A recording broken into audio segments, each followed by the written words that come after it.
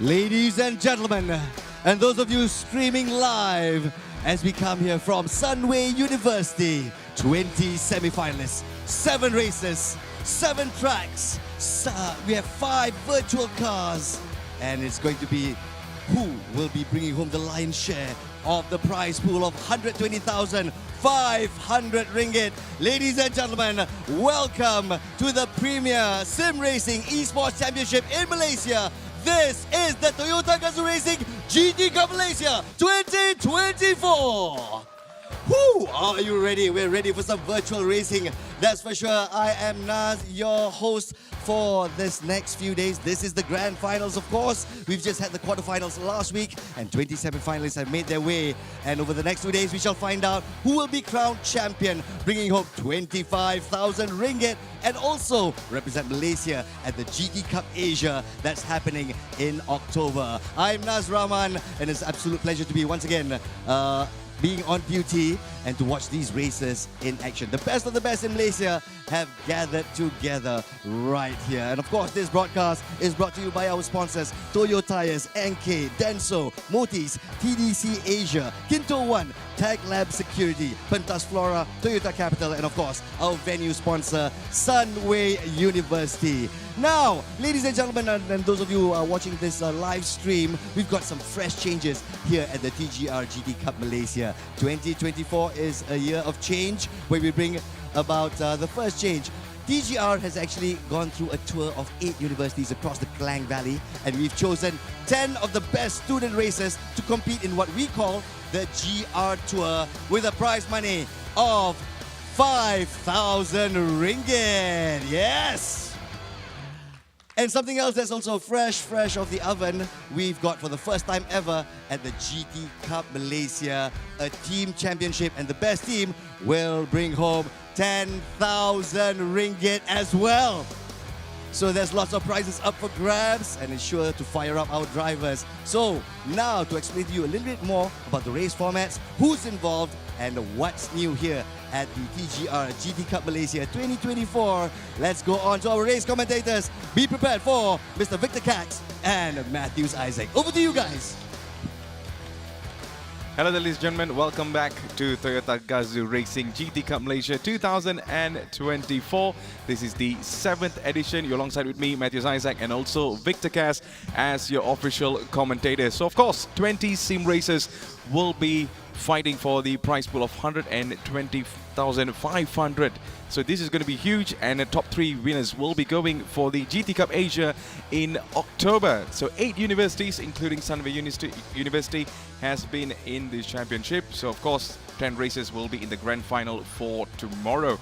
So Victor, medal to the paddle again. So how prepared are you for this? Oh, I am so prepared. It's great to be back here once more for GT Cup Malaysia. We saw how things went down last year. I'm expecting a lot more coming this year. We got some new things on the cards for us today. We got some returning faces as well. Yes. So one thing is going to be for sure, the competition is going to be very stiff. Exactly. So we're going to be talking through all the team championship for the first time. Of course, many are already thinking, what is this? So there you go. This is going to be the team format. So 2 semi-finalists with 1 GR Tour student. Victor, this is going to be interesting. Yes, this is one of the newest changes that's come in 2024 for the GT Cup. This time around, we're planning to try to bring in some new blood into this competition. And what better way to do that than to bring in the newcomers from the GR Tour. So what we're doing this time around is we're taking 2 of the semi-finalists, pairing them up with 1 of the students from the GR Tour. And what these 3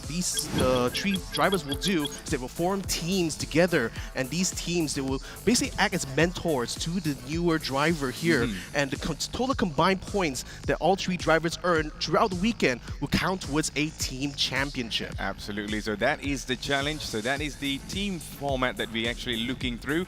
So we're going to be going for the next side of the part.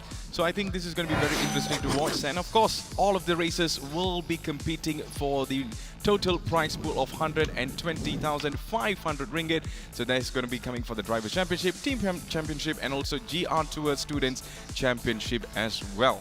Yeah, there's a lot of points here for store and lots of money on the line as well. But no, of course, lion's share of it, 25,000 ringgit going to the champion overall from the Drivers' Championship. That's the main prize that all our 20 semi-finalists are aiming for here, Matthew. Of course. So with the first runner-up, 15,000. Second runner-up will be going home with 12,000 ringgit. Fourth place, 10,000, and the rest will be followed by 8,000, 6,000, 4,500, 3,500, 3,000, and the 10th place will be bringing home 2,500 ringgit.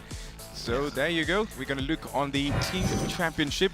So of course, champion will be bringing home 10,000 ringgit. So first runner-up will be bringing home 8,000. Second runner-up will be bringing home 6,000 ringgit. That's huge, Victor. Yeah, it's going to be something for the drivers to all fight for, because it means that even if you're not in the running for the Drivers' Championship, there's even more money to try to fight for in the team's championship itself. And of course, with the GR Tour students coming in, they have their own championship to fight for here. The champion, of course, going home with 2.5k ringgit for the champion, or 1.5k for the first run-up, to 1.2k for the second run-up. Fourth place we get 1,000, and fifth place we get 800 ringgit. Now this one will be a very special race here, because we're taking some of the newest students, some of the newest talents inside Gran Turismo in order to try to fight it out here in GT Cup Malaysia 2024. Absolutely. So that is the all of the prize pool, and also the sharing of the prize pool between the Drivers' Championships and also the students as well. The new face, the new blood will be competing for this. So Victor, I'm really looking forward to the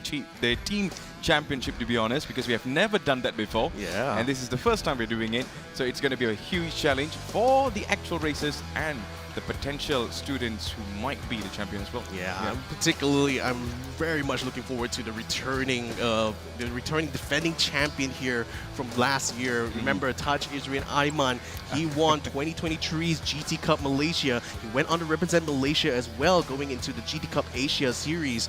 So now he's going to be coming here as a defending champion, but he's got new challengers coming in this year to try to fight with him for that title. And with the new changes coming in for GT7, is he still going to be the one on top of by the end of this weekend? Absolutely. So there you go. This is the semi-finalists from Group A and also Group B. So starting from Group A, we see Taj Izrin Aiman, we see Chong Kai Chang, Muhammad Iqbal, Gregorius Nathan, Mu Xuan Jing, Albin Chai, Akil Saufi, Haris Shami, Muhammad Aiman, RB, and also Chao Jen Ye. How about on Group B there, Victor? Yeah, on Group B, we've got KL's Danish Biggest Warrior, we've got Sabah's Chun Kian Sin, we've got Selangor's Go Yi Ying, Sabah as well bringing in Chin Kan Tian Tang. Then from the rest of it, it's all Selangor all the way down. Wan Muhammad Afiq, we've got Tan Shan Yong, Muhammad Amirul Hafiz, Putra Azwira, Rio Pandukusuma, and last but not least, Chang Jia Ming. Yeah, so these are your semi-finalists. Who's going to be the grand finalists? It's going to be a huge thing to watch later on, but let's have a look onto the next agenda of our program over here. And there you go. This is the team's lineup. So we see on TAT Racing, consisting of Danish Vigneshwaran, Taj Aiman, and also Al Baluchi. So on Eva Berger, we see Chong Kai Chang, Wayne, and also Shakir. For Eva Pass, we see Ming, Chao Jin Ye, and also Faris. Toyota team consisting of Shan Yong and also Akid Chaufi and also Ilwan, and Rose X GSR will be consisting of Haris Shami, G Nathan, and also Aiden. Yeah, that's 5 of the teams here. The remaining 5 teams as well. We got E Racing Development, comprised of Iqbal Suchi, Amir Hafiz, and Adrian Hu Xiao Kian. We got JSR, comprised of Kung Kian Singh, Chin Kian Teng, Muhammad Qayyim Shakir Jafar. Then we also got Team FFB, comprised of Wan Muhammad Afiq, Putra Azwira, as well as Ahmad Harif Irfan. Then we got Eva Pizza as well. 3 Eva teams in the competition. Wu Xuan Jing, Alvin Chai, and Muhammad Afam. The Rising Line comprised of Rio Kavduma, Ayman RB, as well as Haris Dexter, Anak Robert. Absolutely. So I love the name, the Rising Line, of course. So these are your team lineup. So we'll be gearing up for the race. But before that, we're going to be with Abang Nas. So Abang Nas, take it over. Thank you very much, boys. That was our race commentators or race casters, Victor and Matthews. Now, with the team names like that, there's pizza, there's pasta. This competition is making me a little bit hungry. But more importantly, the team championship gives us a new facet to this exciting competition. Not taking away the fact that every race counts for our racers. And speaking of our racers, our semi-finalists are ready as we unleash Group A as they are hungry for their wins. Ladies and gentlemen, let's introduce them on set one by one. Our first driver, please welcome Mu Xuan Jing from Pahang. Mr. Mu Xuan Jing, you are sim number 5. Our next driver is Chow Jun Ye from Negeri Sembilan, 2-time TGR GT Cup Malaysia finalist. You are sim number 10. Introducing our next driver, Alvin Chai Ming Han from Selangor. Also GT Cup finalist last year, you are sim number 6. Our next driver is Muhammad Aiman Arbi from Kuala Lumpur. Last year's GT Cup Malaysia quarterfinalist, you are sim number 9. Our next driver is Akil Saufi bin Azli Saufi from Selangor. Last year's finalist coming in at 8th place, you are sim number 7. Our next driver, please welcome Haris Shami bin Muntasir from Selangor. Also several times GT Cup Malaysia finalist, you are sim number 8.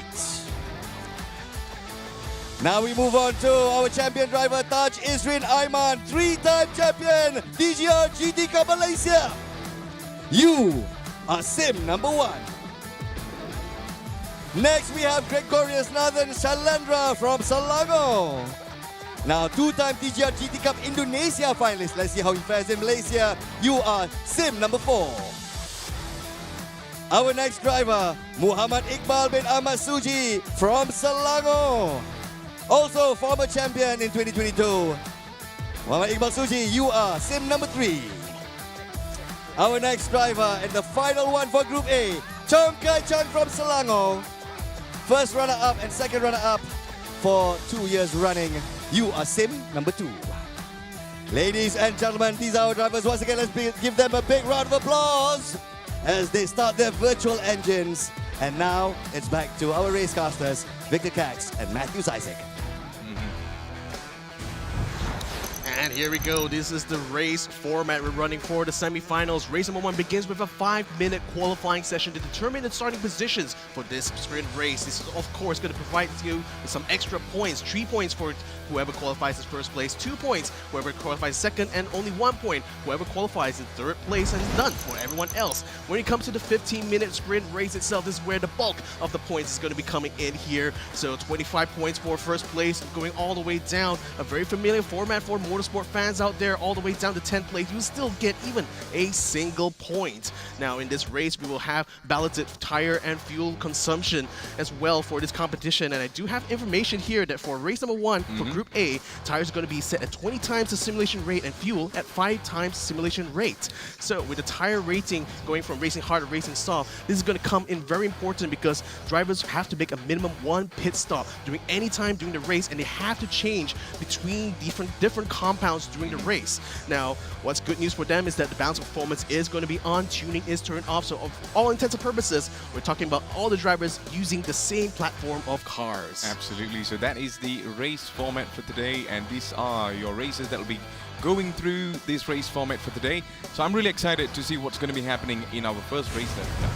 Exactly. Race number 2 is, of course, going to be slightly different here because instead of having a qualifying session, it's going to jump straight into a reverse grid race. What this means is that we're going to be taking the finishing order from race number 1, reversing it completely, and have everyone fight for points. So this means that if you win in race number 1, you're going to be starting from the back of the grid. And if you want to earn more points in race number 2, you have to fight your way through the entire grid before you can make it to the first place to get the blind share of 25 points. Absolutely. So of course, this is going to be the race format for the next race on race 2. So 25 minutes there, Victor. And that is going to be the challenge again.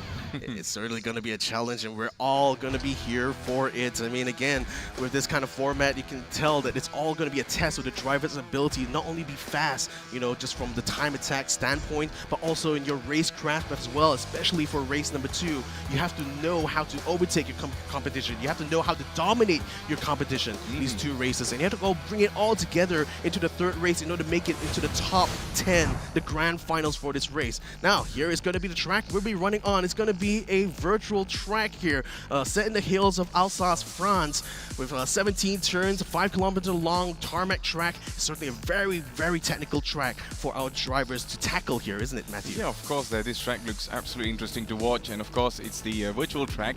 You've never seen this in real life, but of course, for the GT fans, they would definitely know this is going to be a track that they really need to be very familiarized. So this is going to be our race track for the semi-finals. Yeah, lots of side-by-side action. I mean, we saw what we can come to expect here from last year's application of this track. Is certainly one we're going to be looking forward to. We're going to be running the same track for both races 1 as well as number 2. Now let's have a look at the weapon of choice for our drivers here in this GT Cup for our race 1 and 2, because it's going to be a progression of different cars all throughout this weekend here. We're going to be starting things off with this car right here, the GR Corolla Morizo Edition 22 here, Matthew. Yeah, of course. So we have a 299 horsepower for this with a 1.6-liter turbocharged incline 3 and max torque of 399 Nm. And also for the layout, it's going to be front engine all-wheel drive, Victor.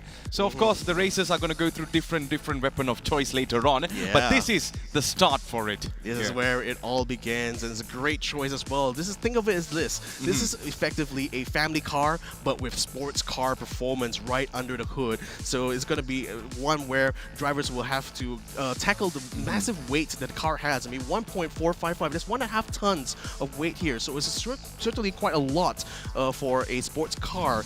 But with the amount of power, amount of torque it has, I'm pretty sure these drivers know exactly how to take this car to the edge of its performance. Well, that is going to be the challenge for the racers. So only top 10 will be going into the grand finals. But for now, for the semi-finals, it's going to be very interesting to watch. I'm not sure who's going to be winning this time.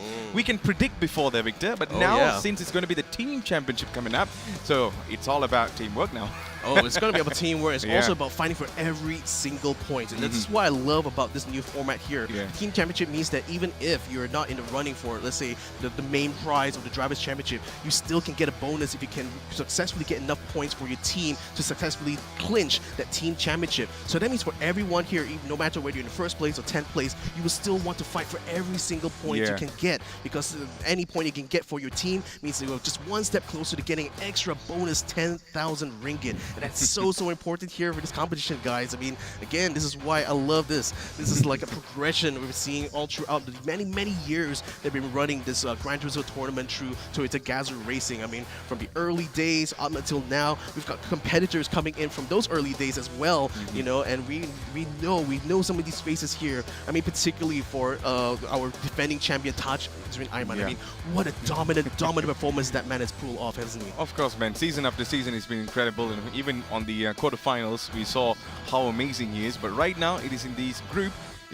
We have a number of races that has almost the same potential and stuff. So it's going to be very, very tricky over here, Victor. I mean, one of those in particular here, I got to mention this, Muhammad Iqbal Suji. He is back here, ladies and gentlemen. He had to miss out on GT Cup 2023 due to having to focus on his studies, but this time around, he can fully focus on his racing here, and he's back in order to try to challenge Taj Ayman for that defending champion here. So, boy, this is going to be an interesting one, isn't it? It's going to be a return that rivalry we've seen. He always loved challenges. Yeah, he always loved challenges. He always wanted to, you know, put something on the table. So this is the opportunity. He missed it out last season, but this season is going to be, you know, he got his eyes on the prize now. Yeah, and also we've got to mention, of course, our newcomers into this competition here. Gregory's Nathan Salendra, one of the younger competitors here at 21 years old. He actually competed at GT Cup in Indonesia, actually, but both in 2021 and 2022. This is going to be the first time he's competing amongst the Malaysian crowd here, and it's going to be a very stiff competition. I mean, he hails from Selangor. He has a lot of experience, I expect, from those 2 years competing in GT Cup, but then now he's coming into the scene in Malaysia here. How is he going to be able to handle this different scene? This is going to be newer. Is going to be different. I'm really looking forward to seeing what it can bring to us. Really looking forward to it. But before we get into the race, we're going to be having a look on the highlights. So let's have a look on the highlights before we go to the pedal.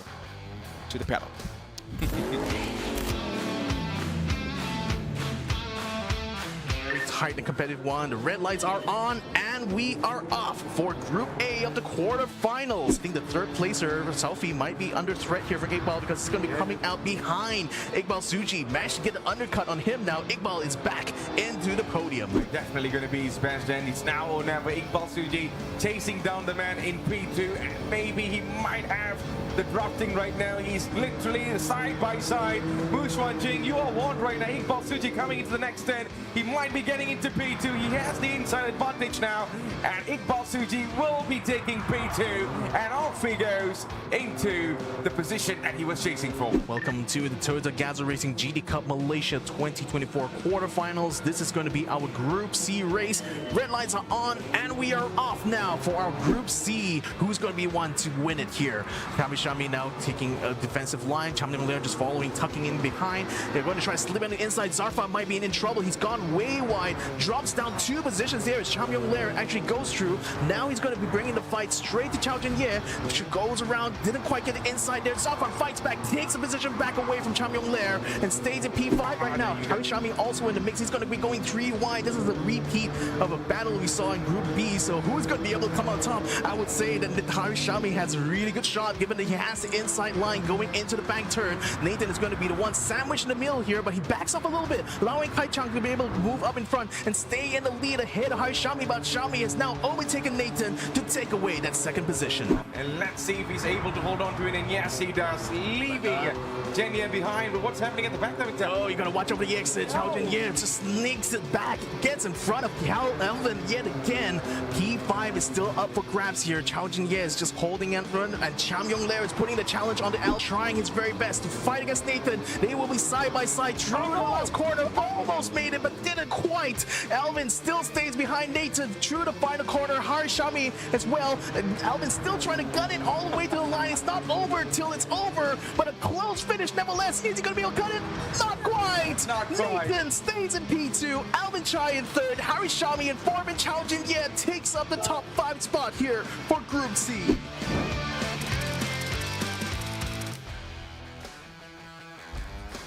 So there you go. That is all the actions we saw in the quarterfinals. We are excited. We just can't wait to see what's going to be happening in the semifinals. You ready, man? Oh, I am so ready. So what we saw just now was Groups A and C of the quarterfinals, which comprises this Group A that we have here this weekend.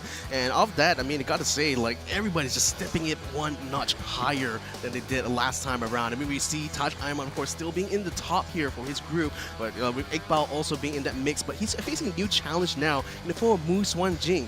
Now, Mushwan Jing has been a regular competitor in the Gran Turismo space here in Malaysia for quite a while. But interestingly enough, he's 35 years old. He's much older compared to both of these drivers we talked about before. So is that experience going to come into becoming a factor here in this weekend? Because given the pace we saw from him during the quarterfinals, I think it stands a really good chance in this semifinals, doesn't he, Matthew? Of course. I mean, he has the potential, he has the skill. So what else he's supposed to do now? Just put everything on the track for the semifinals, Devita. Yeah, and seeing how the midfield has been fighting, I mean, I'm expecting, you know, top line is going to be dominated by those who are extremely fast, but those guys with the racecraft, they are dominating the midfield. So this is going to be a very tight competition from them on down. Here are your semi-finalists here for Group A. We got Taj Ayman from TAD Racing, Chong Kai Chang from Eva Burger. We got Iqbal Suji from E Racing Development. We got Gregorius Nathan from Ross XGSR. Mushwan Jing represents Eva Pizza, as well as Albin Chai, also from the same team. Toyota has Akiel Salfi to represent themselves. Ross XGSR has Hari Shami. RB is going to be representing Racing Line. And Eva Pasa has Chao Jin-ye. So there you go. We have the names again, and these are the teams that will be competing as well. So may the best team wins. We always say, you know, may the best racer wins, but now may the best team win it, yeah. Yeah, there's a lot to cheer for here, ladies and gentlemen. This is going to be an exciting race as we jump into our first race here for the semifinals. Group A qualifying is now underway here. Everyone's now vying to try to set the fastest time out here in Alsace, France. Yep, so let's have a see. I mean, let's have a look on what's going to be happening in our qualifying session. Who clocks the best timing? I mean, we have seen lots of actions in the quarterfinals. So on the semi-finals with these names and the teams and stuff, so it's going to be really fascinating to watch what is the outcome in the qualifying for today, David. Yeah, I mean, one thing is for sure, like a big focus, I think, for a lot of drivers coming in this weekend is going to be about that tire wear. So I had an opportunity actually to have a chat with Iqbal Suji this morning, and we had a discussion actually about the new physics changes that came in the most recent patch with Gran Turismo 7. Now, what has happened here is basically a rework on the tire physics, and according to Iqbal Suji, he says he loves the new physics. It feels so much more realistic now. It's a lot more closer to some of the other, hardcore simulators out there, and it's certainly making it a lot easier for them to really feel and predict how the tire is going to go down. But one thing's for sure, the tire wear is going to be a massive factor here, because last time around, remember during the quarterfinals, we saw drivers being able to run their tires all the way to the core, everything going red, but still able to pull in some fast times. This time around with this patch, that's not going to be possible. That's not once going to be tires, possible, eh? Yeah, once the tires go red, it's really impossible to drive it fast enough. So now it's going to be about how they want to play out that strategy. And with that in mind here, with the ballots having 20 times the simulation rate for tires, 5 times the simulation rate for fuel, the tire wear is going to be very, very massive here for our Group A drivers. So they have to know, they have to already have a plan in mind when they want to pit, how they want to deal with the tire situation when it comes to it, and most importantly, how are they going to be able to overcome the strategies that other drivers are going to be bringing to the fore. Yeah, so there you go. That is all the information needed on the race for today. But I really love the elevation of the track there, Victor. Oh yeah, this is a lovely, lovely track. I mean, we've seen lots of side-by-side action the last year when we used this track, and even like our race director Alex Yo was so surprised to see the level of racing that a track like this is able to deliver. And it's for me, it's a sign of like how well designed these original tracks for Gran Turismo 7 are. They're really, even though this is a completely fictional track, it's based on a real-world location, but the track itself is completely designed from the ground up by the talented development team at Polyphony Digital. And what they delivered for us here is a track that not only tests the technical skills of the drivers, but also their ability. It's so wide, it has got such good sections. It makes it such a joy to watch battles go down in this track here. But nevertheless, in this qualifying session, we've got drivers already completing their outlaps here. Now going to be flying lap. Now they hopefully going to be able to set the fastest time, and we're going to be seeing the pecking order, as it were, for our Group A drivers. Absolutely. So if you're watching this on the social media, welcome to the Dagaz Racing GT Cup Malaysia 2024. We are underway for the qualifying session, especially for Group A in the semi-final. This is the 7th edition of our race, and it's getting stronger and stronger every season. So this season, a bit of a new challenge when it comes to the team championship. So we are looking forward from our races here to see who is going to be clocking a really good time and who is going to be in the grid starts at the first position all the way till the 10th, Victor.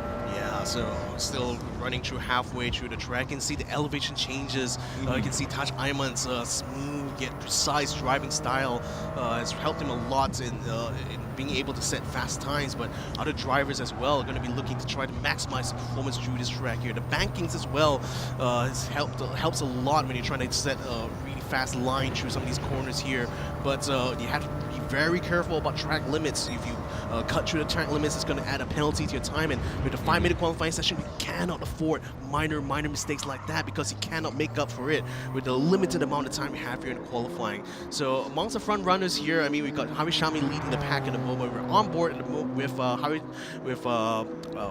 Taj Ayman right about now. Now this is one to watch out for this weekend. The returning defending champion of GT Cup 2023. You can see the seriousness in his face there. I mean, I love that. Every time we get the focus in Taj Ayman, I always love to see the way he drives, how smooth he is on the wheel, how precise he is in being able to use his throttle and brake control, and most importantly, his tire, his race management is just bar none, like one of the top drivers in Gran Turismo for such a long time. It's no wonder this man has already earned this title 3 times already. If you count the previous iterations of the GT Cup before it was known as GT Cup. Yeah, I mean, like, he's in a seasonal run over here there, Victor. Every season he's coming here and, putting himself in the champion list. So maybe for this season it's going to be a different challenge for him. But there you go. This is the man that we have all our eyes on, who has been the champion many times, and right now he's competing again. So let's see what is going to be the outcome for Taj Isrin Ayman. We saw his his view earlier on. You know, he's really focused as how he used to be every season. But he's really humble lad there, Victor. Oh, yeah, we spoke to him a few times. We've interviewed him before, and of course, the knowledge he possesses and also the racing skills that he has is just extraordinary. Yeah, with a provisional pole again with 3/10 of a second faster than his nearest competitor here, Hari Shami. He's certainly setting the tone right now for this competition. I mean, if you remember how it went down in 2023, like Taj Ayman from dominating the first race onwards, pretty much kept that lead all throughout the championship. So he's already showing that he's ready to do that once more here. Now, having set the fastest time, you know, it's only 3/10 faster than Hari Shami. So I think like it's still a beatable. I think it's still beatable when it comes to actual race pace, but it also goes to show that how everyone else is also stepping up their game here. So I think this time around, Taj Ayman is going to have a bigger challenge than he faced last year in order to defend his title. So this is going to be so exciting here, Matthew. Yeah, of course, you guys are really in for a treat. We just can't wait for the race to start. And right now, we saw the timing. It's very, very close there, Victor. But even though the timing is like that, it is all what you do in the actual race. Yeah, 15 minutes of sprint racing here, and most importantly, I think it's going to be that tire strategy. Because remember, they have a mandatory single pit stop. Yeah, they have to change their tire compound. We've seen in quarterfinals as well how crucial, that timing of when you decide to go into pits, how much fuel or what tire compound you start with, and what you end up with to finish your stint. It's all going to come into play here in this first race itself. So with only 15 minutes of running, it's basically you have to push. You have to push so hard here because getting the early points here, this is how Taj Ayman was able to get the lead. Remember, he won that first race. He won that first race and continued to keep that lead throughout the championship. And that's going to be the key factor here, because if he's able to win race number 1 and no one else is able to challenge him in race 2, he might just be the main man here for Group A. Absolutely. So as what we mentioned, 15 minutes, and Alsace is going to be the playground. So Victor, we are going to go into our race number 1 for the semi-finals. Ladies and gentlemen, GT Cup 2024 is underway here from Malaysia. The red lights are on, and we are off for our first race of Group A. Taj Ayman having a dominant lead right now, staying ahead of Hari Shami, who's attempting to have a look on the inside. We see all cars just shuffling around in the background there as he gets through the first turn, but Taj Ayman is still leading by a country mile ahead, making sure that he stays out of the chaos. And speaking of chaos, things are looking very, very chaotic indeed when it comes to the midfield there. Hari Shami is just keeping chase, trying to get a slipstream for Taj Ayman, but to no avail. He's not able to close the gap quite yet. Everyone going in single file line now, going towards this hairpin. It's going to be a downhill turn, very tricky one, because Muswan Jing trying to move in on the inside. They're trying to take on Iqbal Suji, but Iqbal still able to stay ahead just by barely being able to keep up with Hari Shami through that instance. Yeah, absolutely. I mean, really lovely start there by Taj Ayman, and right now we are on board with Iqbal Suji. He's just trying to push Hari Shami now. Hari Shami, he's just having his eyes on Taj Ayman, but right now Iqbal Suji is having his eye on Hari Shami, so it's all about the next turn coming in there, and there's a little bit of a tough over there going on, but never mind to that. They are still keeping it very calm and steady there, Victor. We're coming into the next turn, and this is going to be a very interesting one. Yeah, with the tire wear being this high, you don't want to do any sliding just like that. No. Wow, what a drift there from Iqbal Suji, but he saves it at the last moment, but that's left him open for attack. Muswan Jing, who remember had challenged him during the quarterfinals, now side by side. Chong Kai Chang as well inside. This Iqbal Suji getting sandwiched here. He managed to stay ahead of Muswan Jing, but Chong Kai Chang has moved up ahead and gone up into 3rd place. Well, how did that happen there, Victor? I mean, like, Chong Kai Chang right now has a huge challenge right now. On the other side, we see Iqbal Suji just trying to gain back his position. He was in P3 earlier on, and now he dropped to P4, and right now another challenger coming in right at the back. There's going to be Jing at the back, but Chong Kai Chang is under pressure, and let's see if he's able to handle this pressure or not. And there you go, he just goes in and shuts off Iqbal Suji, and Iqbal Suji now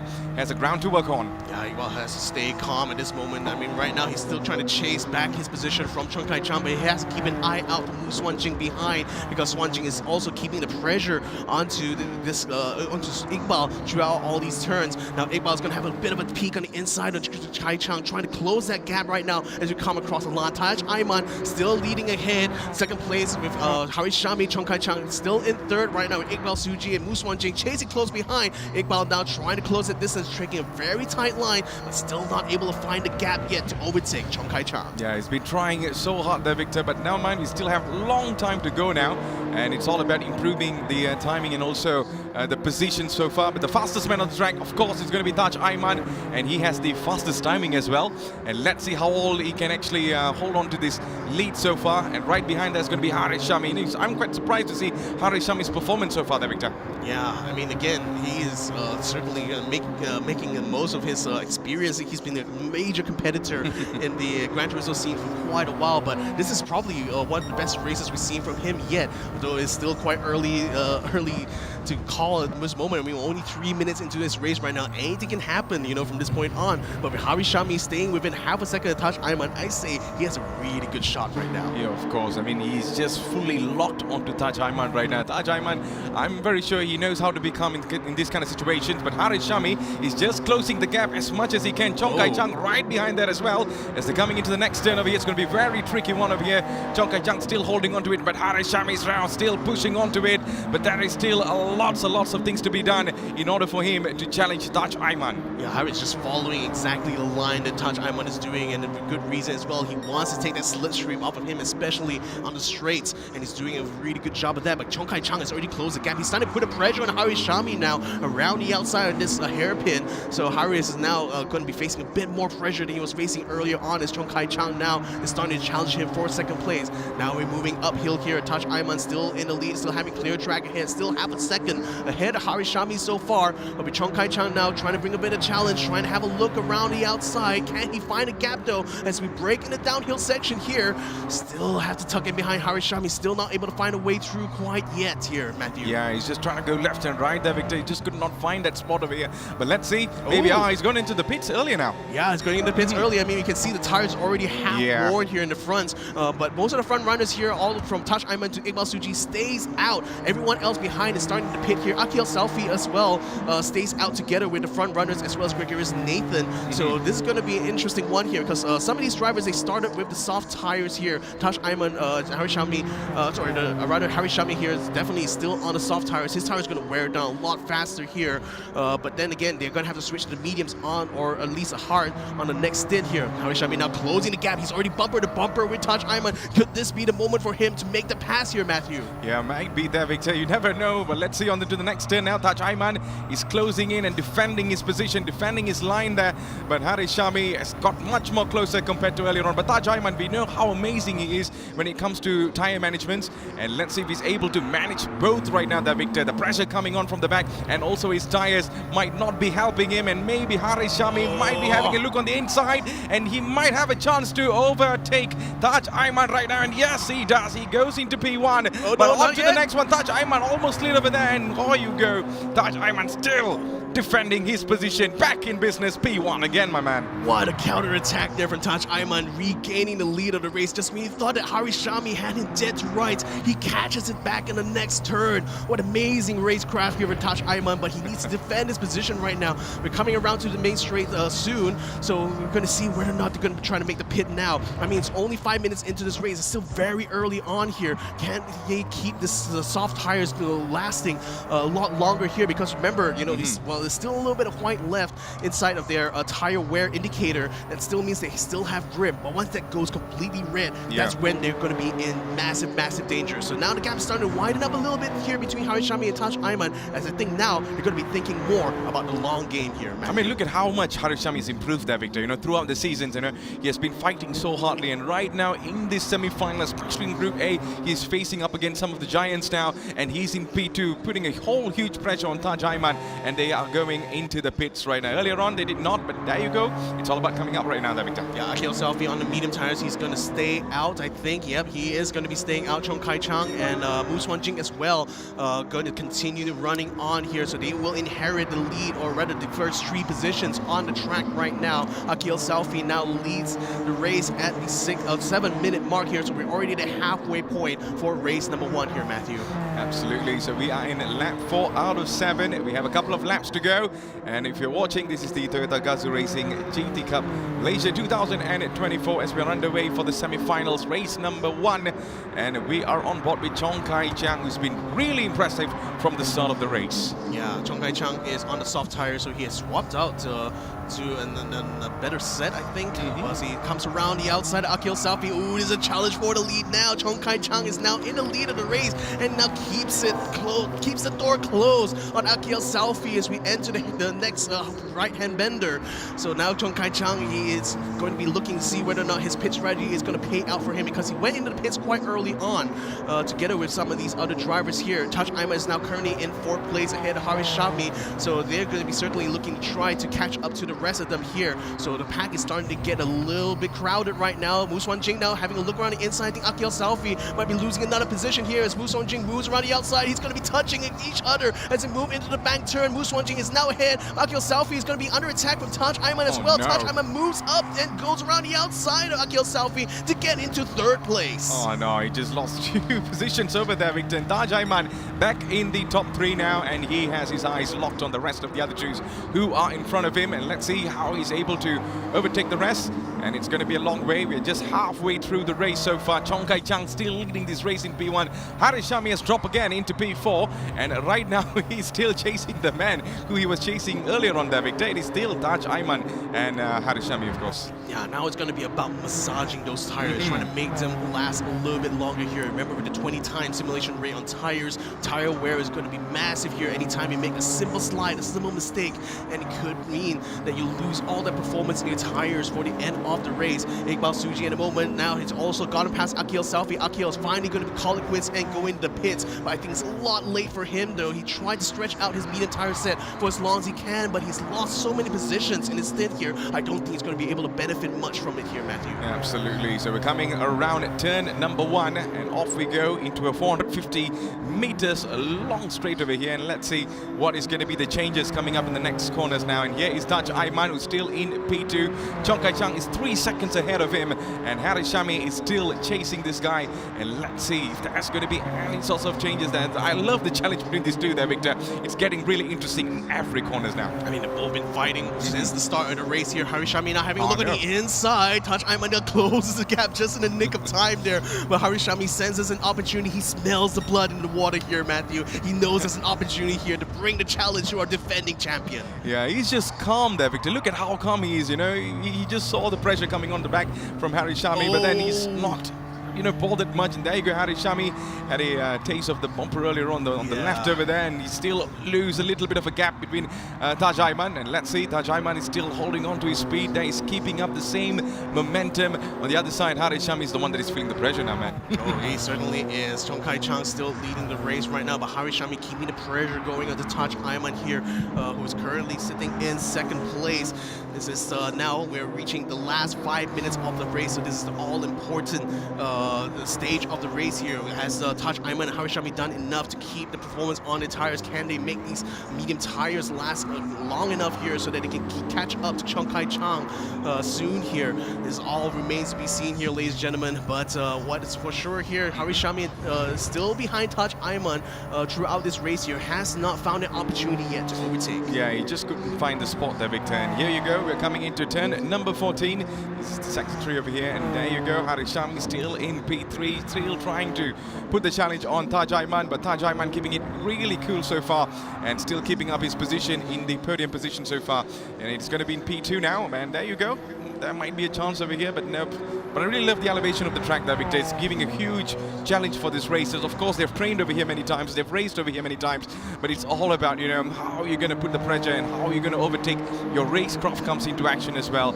And so far, I've been seeing incredible moves by Taj Aiman in defending and also keeping up his pace. Yeah, what we were talking just now, Chong Kai Chang has finally gone into the pits to swap out his tires, but unfortunately, his pit strategy didn't quite work out. He comes out behind Iqbal Suji. Remember, at one point, both of them were vying for that third spot now. Iqbal Suji now has it in spades here, ladies and gentlemen. But race coming to the close here. Harishami is closing in on Taj Ayman. They're now 2/10 of a second behind each other. He's going to try to look for another opportunity again. The same spot. Taj Ayman closes his door one more time here, but opportunity is starting to run dry here for Harishami. Can he still make this pass here, Matthew? Yeah, we're coming very close to the end of our race over here, Victor, and still the challenge is on. Harishami is now still behind Taj Ayman. He's trying to close the gap there. Maybe he might finally find a way to overtake this man, but of course Taj Ayman has been known for his defending, and let's see if he's still able to keep up with this. They're coming down over here, and still Taj Ayman keeping it really good over there. Harishami could not find a space over here, maybe for the next 10, and still Taj Ayman just keeping up the same momentum, same movement again, Victor. This is going to be really interesting towards the end of the race. I'm not sure if it's just lighting on stage right now, but is that a bead of sweat I'm seeing on Taj Ayman's face here? He's feeling the pressure right now, ladies and gentlemen. Harishami is certainly giving him a run for his money. We're now less than 3 minutes from the end of race number 1 here, and Harishami continues to give chase, continues to give pressure here to a defending champion, Taj Ayman, but Taj Ayman is still in the lead here. Yeah, he's definitely in the lead, but still there's some sort of chance for Harishami now. And we still haven't got to the last lap there, Victor, so there's still chance for Harishami. It's all about you take it now or you just leave it or settle for P2. And at this moment, I'm very sure these two are really fighting for P1. Taj Ayman, of course, is feeling the pressure, but he's keeping a really cool head over here. I'm not sure that's a reflection, Victor, or it's the sweat. Yeah, we do not know, but never mind. That's not going to be the main focus over here. The main focus is the racers over here who are battling for this position over here. Still Harishami right behind Taj Ayman. There's a little bit of a gap of 0.4 seconds over there. And we're coming into turn number 1, and this is the final lap, ladies and gentlemen. The final lap, the final chance now for Harishami to make that pass, or the final chance for Taj Ayman to keep that lead. His tires are still looking good though, still plenty of white on his one.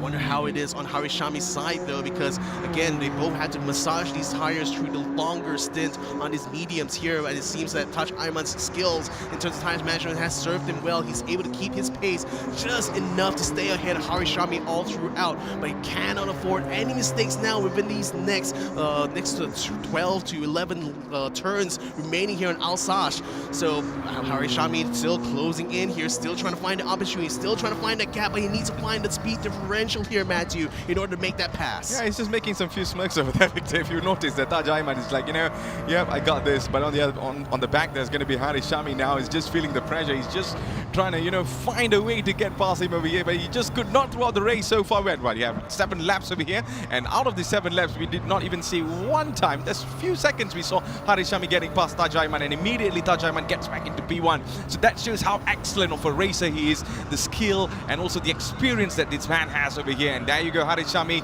on the inside line, and Taj Ayman just looking on the outside. And now Taj Ayman has the inside line, of course, and he's still holding on to it. And we're coming into turn number 9. There is a gap over here, Victor, of 0.23 of a second over here, but I'm not sure if that's going to be an opportunity for Harishami to get past. Yeah, well, it's still bumper to bumper right now as he comes through the hairpin. And in the meantime, while we're so focused on the battle in front, Chong Kai Chung has actually got himself ahead of Iqbal Suji. Has another mistake befallen our returning competitor here in 2024 as Iqbal Suji slips away from the podium in his first race. Harishami, though, continues to give chase to Taj Ayman. He's still trying to pressure him up into the final few corners. This is it, Matthew. The final chance here. Harishami is now going to have to make it or break it here. He does get into tap here on the back of Taj Ayman, but not enough to force the gap through. Now they're getting onto the main straight, and Taj Ayman stays in the lead here, ladies and gentlemen. Harishami flashes, but to no avail as they come across the line. Taj Ayman wins race number 1 for Group A. What a race, ladies and gentlemen. That's what we call racing there. Harishami and also Taj Ayman. Excellent challenge from the start of the race, but of course there's only going to be one winner in P1, and that is going to be Taj Isrin Ayman. What a fantastic race by this man. Season in, season out, he's just proving everyone wrong. And you know, it's all about consistency there, Victor. This is what I love about Taj Ayman. You know, he's just not a one-time champion and he goes disappearing. You know, he just keeps the same momentum, he just keeps the same quality, and he expects a lot every season, and he expects lots of challenge and improvement by himself, and that shows how incredible of a racer he is. And so far, I'm really happy to see, you know, he's in P1 again, my man. Even though it's a team championship, this guy is just undefeated so far. Wow, it's crazy, crazy racing. We saw here, Taj Ayman stays in the lead here from the start to the finish and kept Harishami off him all throughout. There was only one instance there where Harishami 2 or 3 almost seconds, that's overtook about it, him. yeah. But as soon as he did that, Taj Ayman fought back in the next corner and took the lead back. What amazing racecraft we're seeing from him here. But now, as we're going to be transitioning into race number 2, it's going to be now to see whether or not Taj Ayman can get past everybody else. So again, here is the recap of the provisional results as of right now. Taj Ayman, of course, takes the win here in race number 1. Harishami comes in second place, but just barely less than 0.2 of a second behind Taj Ayman. A very close finish between the two. Chong Kai Chang takes third place ahead of Iqbal Suji, who is also ahead of Mu Swan Jing, the person who gave Iqbal the most challenge during the quarterfinals, if you remember. Yep. Akiel Salfi takes up the 6th spot here. Albin Chai comes up in 7th spot, and Chao Jin-ye takes up the 8th spot here for race number 1. Gregorius Nathan finishes a respectable 9th place ahead of Muhammad Ayman Arbi, who rounds up the 10 drivers here in Group A. Absolutely. So there you go. That is the end of race 1, ladies and gentlemen. You guys are back with me, Matthew Zagzag, and also Victor Cass, the official commentators for the day. Oh man, that race was incredible. Now it's all about the reverse grid now. It's all about starting from the back and see how far. I mean, we have seen Taj Ayman doing that before, but this time it's going to be a whole different challenge. Let's see if he can keep up the same consistency we have seen before. So Victor, any additional information that we can get for the race number 2 over here? Yeah, I mean, the tire ballot here is going to be a little bit different. The fuel is still going to be 5 times simulation rate, but tire wear is going to be 25 times. Wow. So it was 20 times previously for race 1, so the tire wear is going to be even worse now for this second race. So that pit strategy, we saw how that affected like the race for Chong Kai Chang and Iqbal Suji. I mean, I think for Iqbal particularly, I might have been some mistakes in his driving there. Remember, we saw the slide he had there that completely compromised his ability to stay on the podium here, I think. But by the time the pit strategy came through, it looked like Iqbal Suji was going to be able to stay in that third spot. But Chong Kai Chang actually came through. He takes away that 3rd spot from Iqbal Suji. So I think that strategy that we discussed about early in this morning, me and Iqbal, that is certainly coming to play here for race number 2, because it's a longer race, 25 minutes long. You know, you're going to have to massage his tires even longer here. You could potentially see them try to use the hard tires maybe to try to last a little bit longer. But remember, the harder the compound, the slower the lap times, right? So there you go. That is going to be the biggest challenge in race number 2. The reverse grid coming into action very, very shortly. So I just can't wait to see what's going to be happening over here. But this is going to be very interesting to watch. But before we go into the next race, we're going to be interviewing some of our racers so far. So Nas will be handling on the interviews for this. Here we go.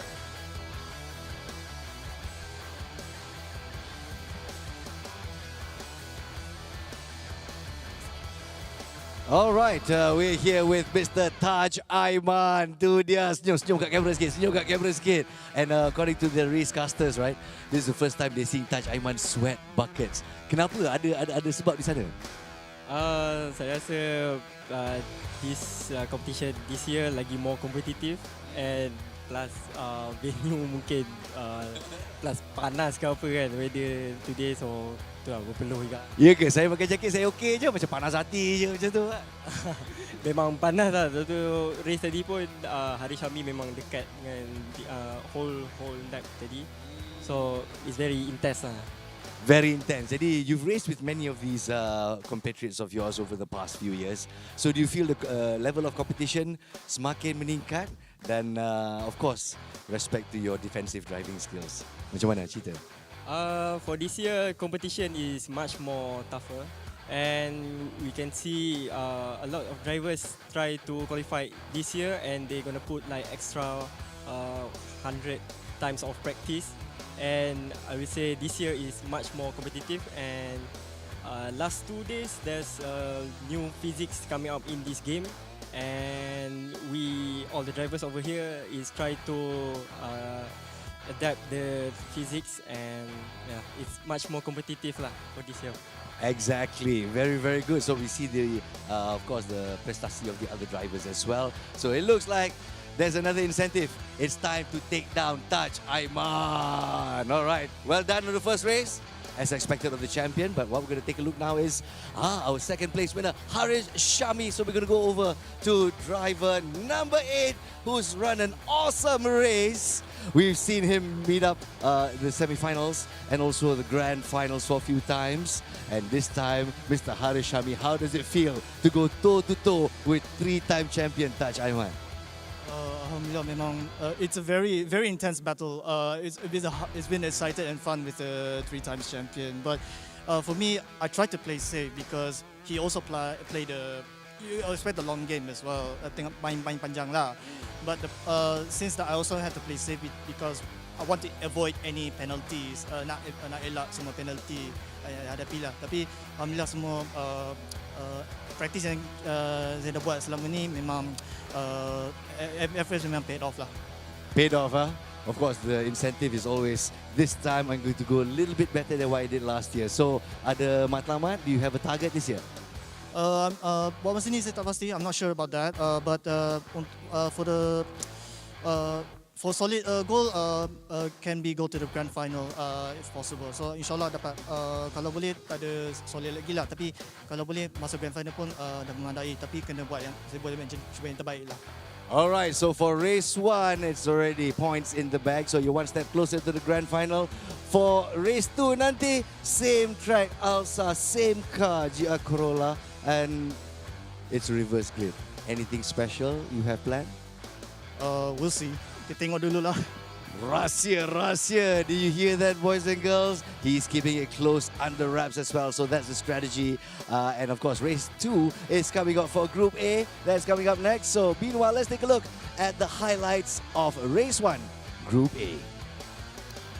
Alright, so there you go. We had a little chat with the racers, but Victor, take us through on the semi-finals, especially in the highlights. Yeah, Taj Aiman, he took the lead. He took the pole position during the qualifying. He took the lead. This is where we saw Iqbal Suji have that slide. I think this might be the start of this compromising his race here because Chong Kai Chan was able to take over 3rd place from him from that point on. This was where Harish Shami had his best chance to try to overtake Taj Aiman. Look at that, he was already ahead, but he went a little bit wide in the next corner, and that allowed Taj Aiman to take the position back. And from that point on, it was mostly Harish Shami. Again, as he mentioned in the interview, he tried to play it safe. He tried to stay behind Taj Aiman throughout the whole race here in order to try to stay within his pace. So it's going to be interesting seeing how this plays out later on in race number 2 with the reverse grid, because that means Harish will be ahead of Taj Aiman at the start.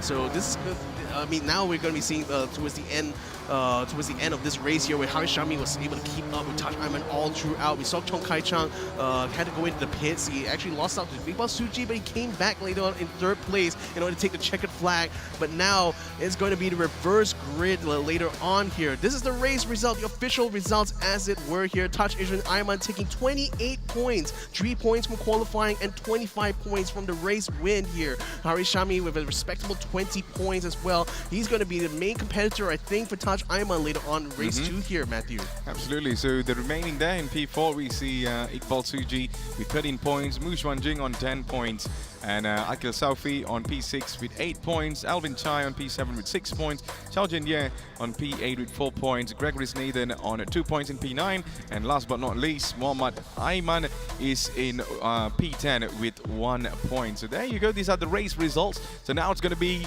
the actions for the Rivers Grid, and it's going to be the race 2, of course. So Victor, I'm really looking forward to this, and let's see what's going to be happening over here. Yeah, I mean, again, like Harish Shami, of course, was just keeping cards close to his chest, right? Not going to be revealing his strategy during the next race, because again, the tire wear is going to be much more higher this time around. So that strategy is going to be the utmost importance here. Do they want to take the risk on the hard tires here to try to go on that longer stint, or do they maybe want to try to go for soft tires and just try to keep them keep it alive for much longer? I mean, we saw that even with the 20-time simulation rate, the soft tires just got worn out. Just worn out so fast. Within 5 minutes, they already had to go into the pits. Absolutely. So, ladies and gentlemen, race number 2 for Group A is going to be underway. A 25-minute long affair. Ayman RB is going to be in front here. He's going to be leading in ahead of Gregory Nathan as we race off here for race number 2. All the cars is piling together now, going in that first turn. Who's going to be the first one getting through? It's going to be RB, who still stays in the lead. Nathan close behind, but Alvin Chai, he moves up into 2nd place. Moose Wanjing and Chao Jin now fighting for 4th place right now in the middle of the pack. A bit of a shuffle going on in the mid-pack here as drivers now, the faster drivers being in the back here. They want to try to get in front here, Matthew. Absolutely. I mean, there's a little bit of a wrestling earlier on at the start of the race, and right now RB is just keeping up the pace in here, but Alvin Chai now looking forward to the challenge. Now Gregory's Nathan almost get past Xiaojing there, but then Xiaojing still keeping it in P3 so far there, Victor. It's going to be a long run. Nathan still got back, and now it is going to be a huge challenge coming up in the next turn. Yeah, Nathan's lost a lot of positions now as RB is under a challenge here for both Moose Wanjing and Alvin Chai. Moose Wanjing is going to try to move around the outside. Alvin Chai is going to have a look around the inside here. Is he going to be able to break him? He's going to be side by side with RB as he takes the position. He takes the racing line from RB. Still side by side as we get into the next few turns here. A very fast right-hand turn. RB is still fighting to try to stay in the lead at the moment. Still trying to keep an eye on everyone else around him here. Moose Wanjing now trying to keep the pressure on RB. RB is now behind Alvin Chai as he takes the lead of the race. I mean, he's getting pushed on the left and right there, Victor. Now in between Xiao Jing and also Moose Wanjing. Moose Wanjing goes up into P2, leaving RB in P3, and right now he's aiming for P1. But Alvin Chai keeping up a really decent pace in front and keeping himself in P1. I mean, what a challenge we saw at the very start of the race there, Victor. Yeah, I'm not seeing Atash Ayman in the top 8 quite yet. Iqbal Suji still is 6th place right now. Akil Salfi still right behind Iqbal Suji here, trying to have a run up and hit around the inside, but in the next turn he's going to have the advantage here. Iqbal Suji is, so he's going to stay in that 5th place. Chao Jin Ye now under having gotten ahead of RB is now trying to keep himself ahead here. They're going to stay on the podium for race number 2.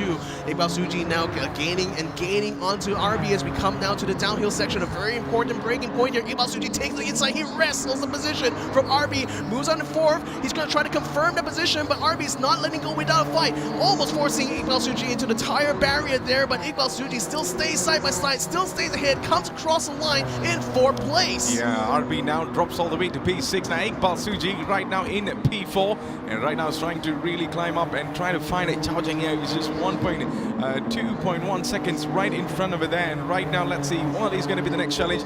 This is coming into turn number 2, and still Alvin Chai leading this race in style there, Victor, and for how long he's going to hold on to it, especially the tire management, also the pit stop strategy is going to come in really soon, and I'm really interested to watch what is going to be their move over here. Yeah, soft tires here for Alvin Chai, and we saw from earlier on the tires wear out so quick, so I think he's going to be coming in as one of the early pitters here in this race unless he can continue to massage those soft tires for a much longer stint here. But with Moose Wanjing continue to give chase here, look at that. Tash Ayman is now moved up into 7th place here. He's already dispatched both Harishami as well as H. Salfi here, so he's going to stay in 7th place, slides around his hard turn here, but stays still ahead of Akil Salfi. I mean, how does he find that racing line there, Victor? He's just so good at that. But there you go, Akil Safi now in P8. Harishami still challenging over there in P9, and that might be a way for Harishami to get past Akil Safi over here. But Akil Safi just trying to close the gap, and now Harishami might be looking on the outside. He now switches to inside now, and maybe it's a chance that off he goes into P8 over here, leaving Akil Safi in P9. Yeah, the unfortunate thing though is this battle has actually lost him a bit of time here to Tash Ayman, who's now 0.6 of a second ahead of him, and Harishami is still under pressure for Akiel through the main straight here, but this back straight, but still is able to stay in position, and now he's going to try to catch up to Tash Ayman just ahead of him, but Tash Ayman still has a bunch of cars to try and navigate ahead of him, so that could help out Harishami in order to try to close that gap, because remember, he wants to be able to overtake him in this race here, so that at least he will be able to edge away at the 8-point lead that Tash Ayman has over him. Yeah, so even in race 1 we saw that, and now it's going to be in race 2. We're still in the semi-finals of Group A, and there you go, the challenge is still on for the rest of the other races over here. Tash Ayman still keeping up in P7, yet to see him in podium position. It's too early in this race now, and what are the next challenges coming up the next corner now, Victor? So we got 4 people going into the pits right now. Iqbal Suji takes the lead, rather inherits the lead from everyone else right now. Chong Kai Chang following behind him, and Tash Ayman is now in 3rd place, but Tash of course is running on the medium tires, so he's running on a longer stint right now. Let's see whether or not the strategy is going to pay off. At the moment he's still ahead of Harishami, which means that his target is still good right now for this race, but can he keep up, and can he actually close the gap, importantly, to Chong Kai Chang, because by the time to get to the next round of pit stops here, you're going to be able to see whether or not Alvin Chai, who was the race leader early on, is he going to be able to overcome him or not by the time he gets out of the pits. Yeah, I really love the pit stop strategies there, Victor. You know, every single time we will get get to know what works out and what doesn't work out. I mean, we saw a couple of things that did not work out in race 1, but race 2 is all about you improvising that and also come up with a different strategy. Now, Akil Safi just wiggling left and right to find a way there. Harisham is still in P4 at this moment, and he's just closing the gap. And now here we go there, Victor. Tajaiman in podium position, but yet to go into the pits now.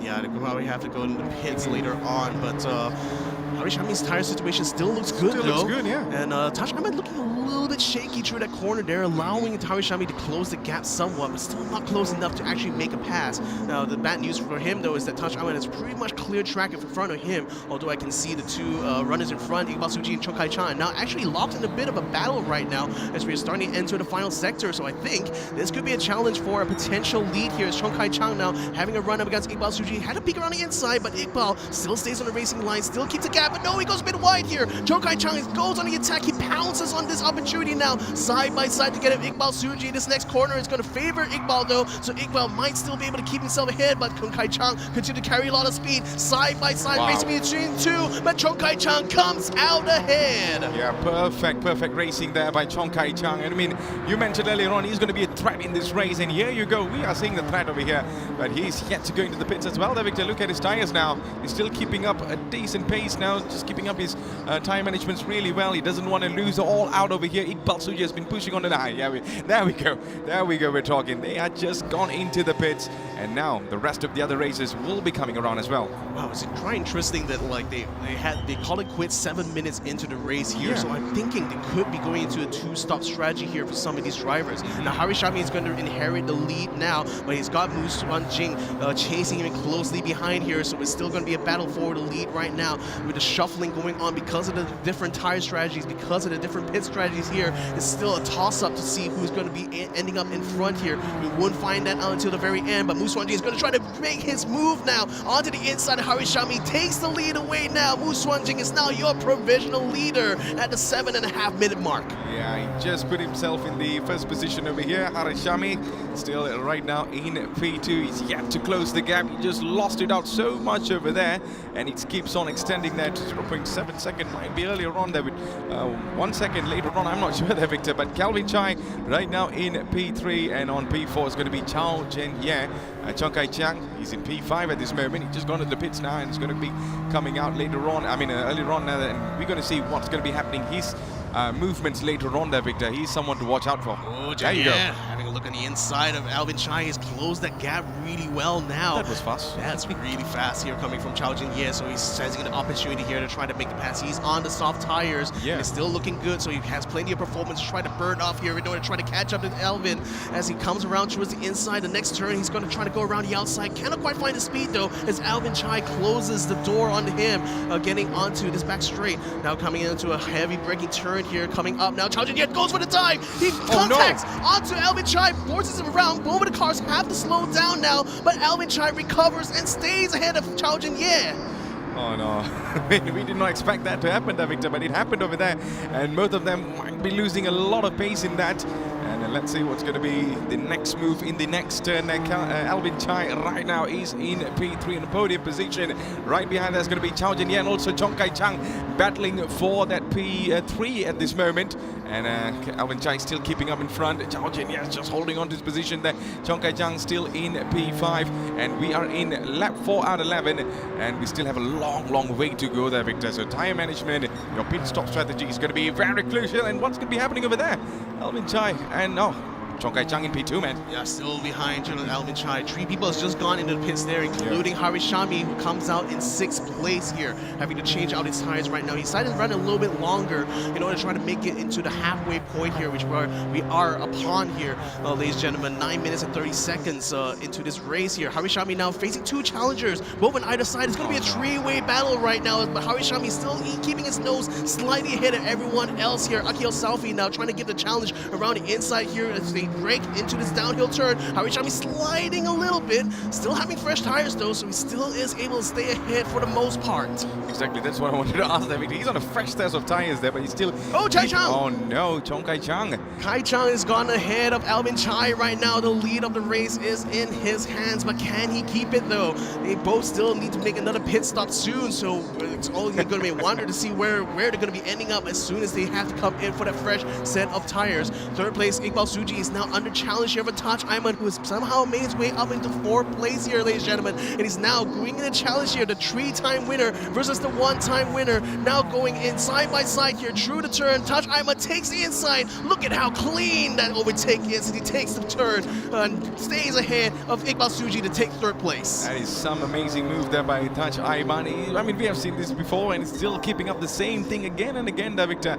And it's really lovely to see how he has been performing so far, coming all the way from the back, and now is in the podium position. Iqbal Suji right now trying to challenge the man in the front. Is going to be Taj Ayman. Iqbal Suji, let's see what is his take there. Just coming back in this season. He was not in the 2023 season now, and now he's back in action. Kind of a rusty start earlier on, but right now he's just trying to keep up, just trying to, build everything back. But on the other side, we see Jing as well, right? Yeah, Musan Jing trying to put the challenge onto Iqbal Suji, while Taj Ayman is trying to navigate this corner well, but he's still being held up a little bit by Albin Chai ahead of him. Coming towards the turn here, looks like it's going to be Kai Chai as well as Albin, who goes into the pits now. So Taj Ayman, he inherits the lead of this race, but it most likely will still have to move for another turn. Ooh, Musan Jing takes a dive in the inside. He actually snatches the position away from Iqbal Suji, and he moves up into second place. And look who's in the front now, Victor.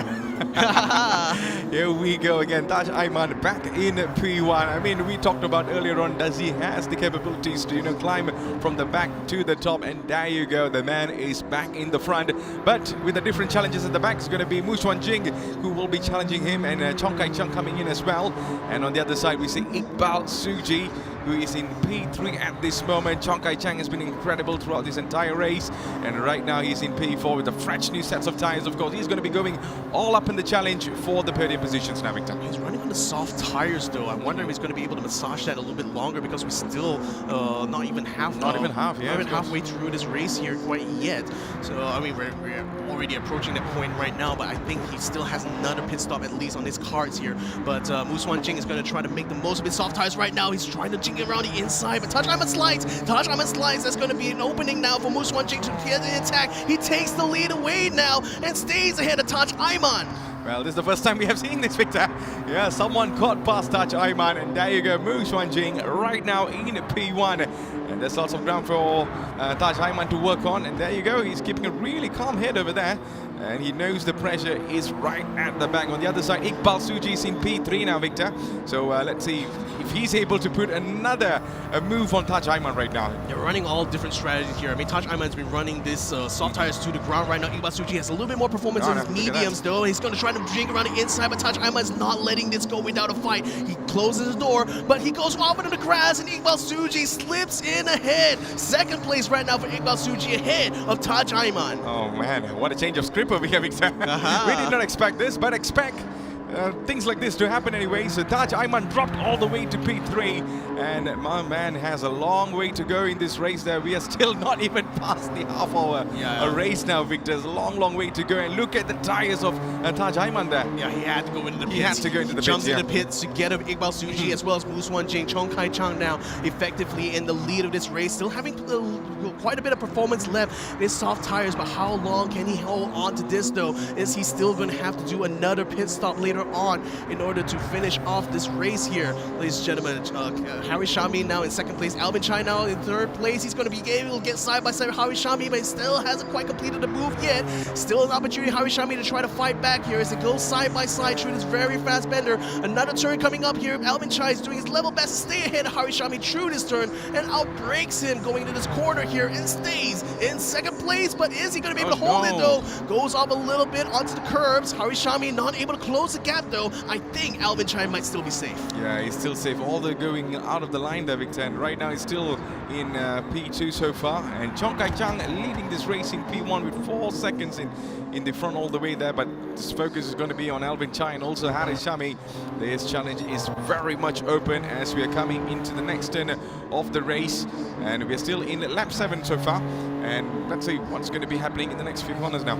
Yeah, Alvin Chai, how aggressive he turns through there. He might have just gone a little bit wide there, but nevertheless, it's still fast enough to stay ahead of Harry Shami through that. A 1 second gap now forming between the two of them as Chong Kai-chang continues to build his gap now up to 5 seconds here ahead of Alvin Chai. But it's crucial for Chong Kai-chang to maximize his performance in his stint right now. He needs to be able to use up these soft tires, but still put out maximum lap times here in order to try to get a good buffer as soon as he needs to go into the pits, because he definitely needs to go into the pits, especially with his fuel already in the red right now. His tires are still looking good, but then again, how long can he still last out here, ladies and gentlemen? There you go, Chong Kai-chang needs to go into the pits where his fuel cog is already blinking over there, and off we see Mu Jing coming into P4 now, and right behind that is going to be Iqbal Suji right now in P5. I mean, Victor, you've seen some of the races going into the pits many times over here, and it's all about the tire management, you know, just so interesting to watch, you know, what's going to be happening next, because anything can happen at any moment over here. Yeah, Chai-chang in the pits, Alvin Chai as well. Harry Shami may be able to inherit the lead here, as he does inherit the lead. Mu Jing falling close behind. Iqbal Suji is still ahead of Taj Ayman after that round of pit stops here. So it's Iqbal Suji who is now potentially stepping on the podium here ahead of Taj Ayman. Chong Kai-chang now still inside the pits. Chao Jin-ye as well, swapping out his medium tires, it looks like here, and this potentially could be the last pit stop for them though. But Harry Shami, his medium tires is almost running bare right now, so he still hasn't done a pit stop on the cards. Mu Jing perhaps as well, as he's been using a lot of that performance there in order to try to keep up with Harris throughout a lot of this racing here. 16 minutes into this race right now, less than 10 minutes to go here, Matthew. Absolutely, and ladies and gentlemen, if you're watching this on the live stream, welcome to Toyota Gazoo Racing GT Cup Malaysia 2024. We're underway for the semi-finals, race number 2 in Group A, and we are on board with the ex-champion, of course, which is Taj Izrin Aiman, and also the defending champion, we can say. And Chong Kai-chang right now trying to chase Taj Aiman. Let's see if there's going to be any fights in the next corners over here. Taj Aiman defending his line, closing the gap there, but Chong Kai-chang is just closing the gap from the back, and let's see if there's going to be any movement coming into the next turn. It's going to be a very tricky one. It's going to be a very challenging one for Taj Ayman, and this is the downhill over here. Both of them are sliding back, and Chong Kai-chang still keeping up the same pace there. He's not letting go of this there, Victor, not even one chance, and it's all about mistakes, you know, who's going to be making any sorts of mistakes over here. We did not see much mistakes by Taj Ayman in race number 1, but in race number 2 we see a couple of mistakes over there, Victor, making him lose few positions, but now Chong Kai-chang is still not leaving this man behind. Yeah, every single slide like that is going to eat away his performance, and Taj Ayman is on way worse tires compared to Chong Kai-chang for sure, because Kai-chang came out with some fresher, soft tires, and he's using all that performance to bear right now to try to get alongside Taj Ayman, but cannot quite find a gap in the next one here as Taj Ayman stays ahead in this uphill section. But now it's still a fight for his life right now, his ability to try to get as much points and maximize his performance here in race number 2 here to match his performance in race 1. Taj Ayman still stays ahead of Kai-chang though. After that crest, Kai-chang still not able to find a way through quite yet though against Taj Ayman. Despite the fact that he has the soft tires on, he still theoretically should have faster pace here, but Taj Ayman is still giving him quite the run for his money. Oh my goodness, I mean, maybe the theory is not working now, Victor. It seems like Taj Ayman is doing something amazing over here, but let's see. Chong Kai-chang, oh, that's a little bit of a hit there. Chong Kai-chang might have a chance to get into P2, but then Taj Ayman right now lost his position over there, I believe. Yeah, Chong Kai-chang is still in P2. It's going to be a side-by-side action over here. The next corner is going to be very crucial. What's going to be happening? Taj Ayman on the inside, and on the other side we could not see what. Oh, there you go. Yeah. Chong Kai-chang finally got the pace, but really able to hold on to it. And yes, he does that, Victor. He is right now ahead of Taj Ayman. Yes, he needs to try to keep this now. We're going to be running into the final 7 minutes of this race here. We got 3 people going into pits just now. I saw Mu Jing, Harry Shami, and Chao Jin-ye having to go for their potentially final pit stop right now. They're going to be coming out with a fresh set of tires, which might spell a bit of bad news there for Alvin Chai, who's currently hanging on in 4th place behind Taj Ayman here. So a 4-second gap in front, behind Taj Ayman, for about a 5-second gap ahead of Mu Jing right now. He needs to be able to maximize his stint here in order to try to stay ahead here.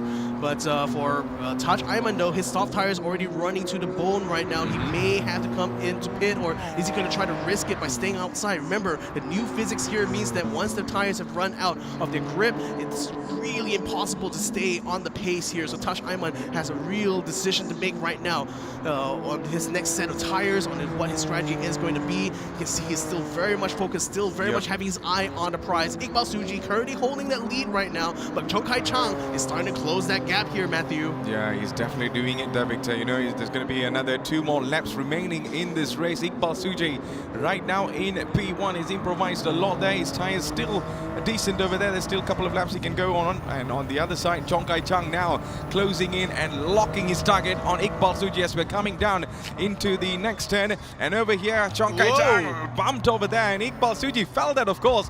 And now Iqbal Suji is under pressure, and let's see if he's able to hold on to this. On the other side, Chong Kai Chang might be. They are going into the pits. Yeah, going in the pits. Going in the pits here. So Taj Ayman also going into the pits as well. It's Alvin Chai. This is the final round of pit stops here for the front runners. Moose Wan Jing. Is he going into the pits? No, he's staying out. So is Hari Shami. They will be inheriting the lead here, ladies and gentlemen. 5 minutes still remaining in this race. We still do not know who is going to be coming on ahead. Well, Chong Kai Chang comes out. He comes out of pits early in the head of Moose Wan Jing. Wow, did he do that, Victor? Oh my goodness, here we go. Chong Kai Chang back into P1 at this moment. Mu Xuan Jing right now in P2. Hari Shami in P3. We are just 1 lap away to find out what has been going on in this race there, Victor. And here we go. Chong Kai Chang might be the face for this entire race. Might be, we never know. Mu Xuan Jing right now trying to challenge over there, trying to get past the man who is in the front. I'm still wondering what's going to be the results for the rest of the other races, but we are coming closer and closer towards the checkered flag. That pit strategy has gone so perfectly here for Chong Kai Chang. He's now running into the final stint. He has a fresh set of soft tires. He can run this to the end, no question about it. So now it's going to be up to Moose Wan Jing on his medium tires that's already worn down a bit. He cannot keep up that pace. Chong Kai Chang now 1 second ahead. He's looking to try to finish this race in the lead here, ladies and gentlemen. Yeah, absolutely. Chong Kai Chang on a Terminator mode over here, my man, and he's just going all the way now. That's what you mentioned there, Victor. He has the advantage in terms of tires. I mean, even in the fuel, he doesn't really need to bother much. It's all about him keeping up the pace, keeping up the same speed towards the checkered flag. And right there, it's going to be Mu Xuan Jing right now in P2. Hari Shami is the one that is challenged. The challenge is going to be for P2 at this moment. So let's see if there's going to be any moment for Hari Shami to get past Mu Xuan Jing. We're coming into the next turn, and this is going to be very interesting to watch. And here we go. Hari Shami still could not find the space or the move to take over the man who's in the front. There you go. It's going to be Mu Xuan Jing. So we have few more moments over here there, Victor. Mu Xuan Jing has medium tires, but Hari Shami crucially has soft tires. Now his wear situation is going to be a lot worse, but I think he might just have enough performance to make it here. So he's at least going to be able to close the gap now with Xuan Jing. He needs to make these next few minutes count here, because most importantly, he's ahead of Taj Ayman. He's ahead by 1 car, so there's a potential for him to try to close that gap now to Taj Ayman in the championship, and he needs to be able to keep Iqbal Suji behind him though. Iqbal is already catching up to him at 3-way situation. He goes for the dive on the inside though. Iqbal Suji is ahead of Hari Shami by the time he gets through the shuffle, but I don't think he's done yet. He's got Mu Xuan Jing now in his sights. Well, guess who's back? Here we go. It is Iqbal Suji right now in P3, and let's see, we have this is the final lap, of course, there, Victor. Final lap. Iqbal Suji sandwiching in the middle there, and he's trying to find the pace and maybe going into P2. And Iqbal Suji, let's see if he's able to still hold on to this or not. On the other side, we see Mu Xuan Jing wrestling on the right side there, and he just kind of have a turn, and he had the curbs over there. Hari Shami still in P4. This is going to be anyone's momentum, anyone's race, anyone's position. Iqbal Suji somehow made it into P2 again. How did he make that happen there, Victor? Wow, right on the razor's edge here, ladies and gentlemen. Race number 2 is still not over yet. Chong Kai Chang is having a country mile lead, but look at Taj Ayman diving on the inside of Mu Xuan Jing. He snatches 3rd position just right under the noses. Well, there you go. Podium positions for 3 of these races we have been seeing on from race 1. How did this happen? Taj Ayman out of nowhere into the Speed 3, and this is going to be a huge challenge for Alvin Chai, Mu Xuan Jing, and Hari Shami from P4 all the way to P6. But there you go. P1, P2, P3, Chong Kai Chang, Iqbal Suji, Taji Sri Ayman. Yeah, Taji Ayman now on the podium paces. Hari Shami now stuck behind Mu Xuan Jing. Both of them have been fighting all throughout, but now is Hari Shami behind Mu Xuan Jing. Alvin Chai is now building a big gap here. We're grounding around the final sector here. A massive hairpin coming through here as Moose Jing tries to defend against Harishami, who's going bumper to bumper against him. He wants to try to close the gap, but he's got 2 cars now between himself and Taj Ayman. The potential of him to close that championship gap is now slipping away by the second here, ladies and gentlemen.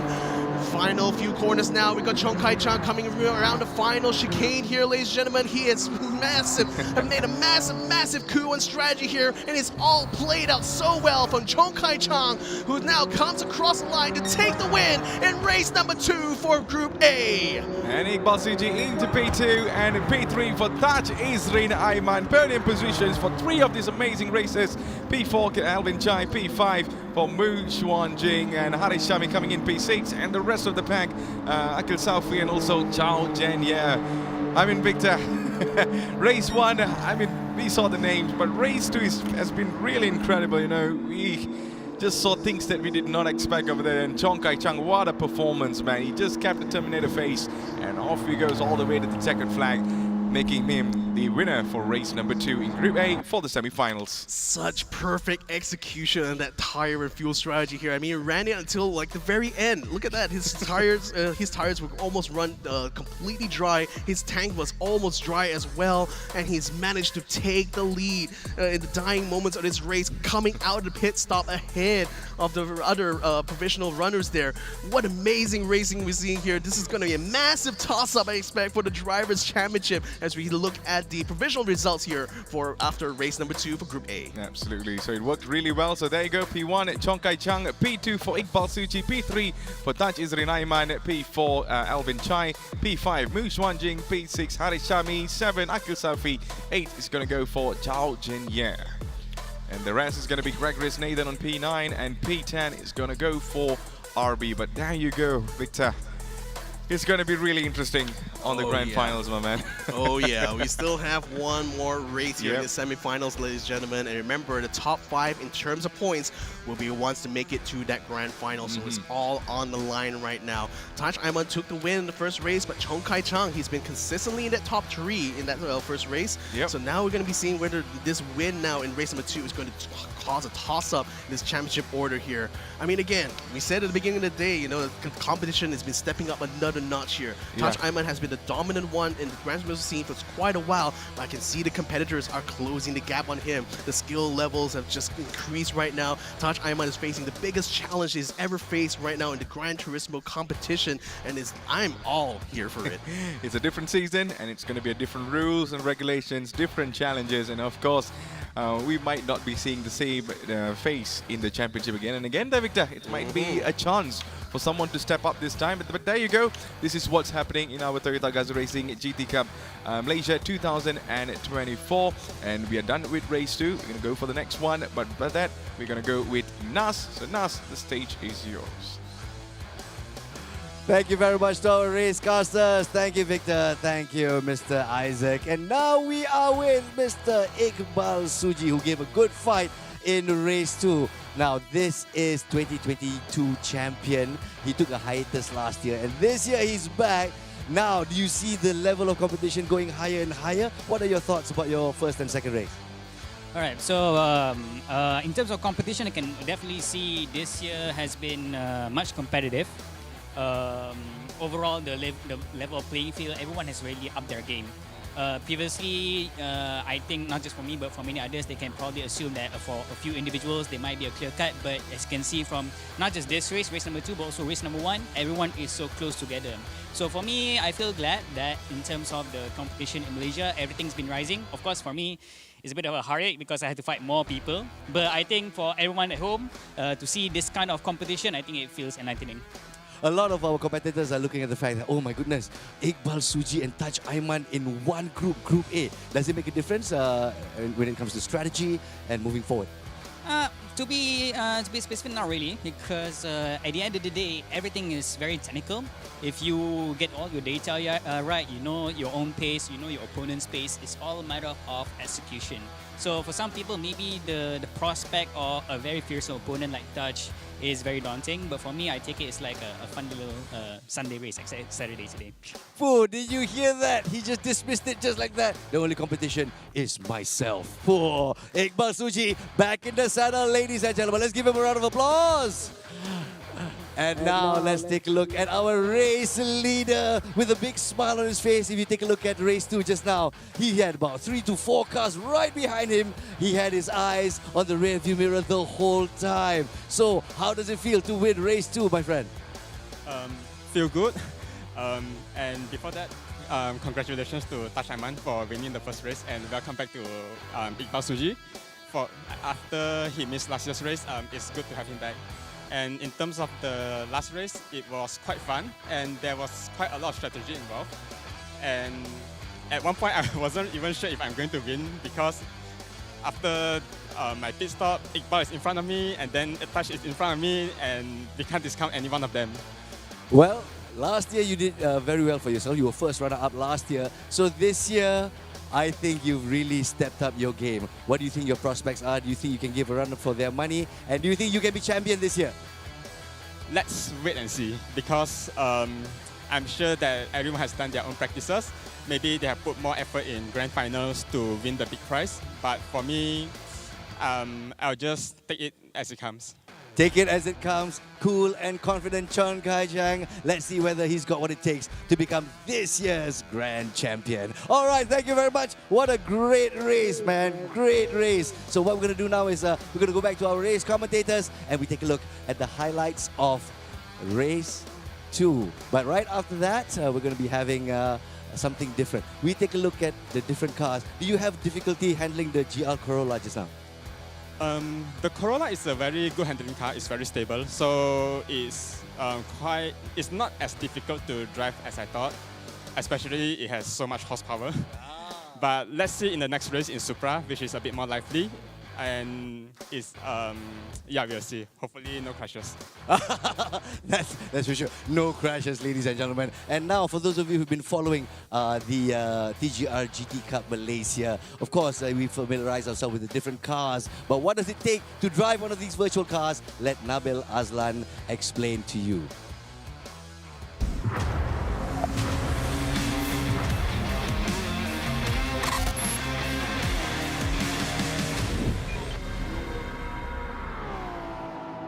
Hi, I'm Nabil Azlan, sim racer turned into real life racer, and I've been driving for Toyota Gazoo Racing for 2 years now. It speaks volumes that we get to see so many great Toyota GR cars in Gran Turismo for sim drivers to sink their teeth into. So, let's dive in and find out which exciting cars are being used in this year's GT Cup Malaysia Championship.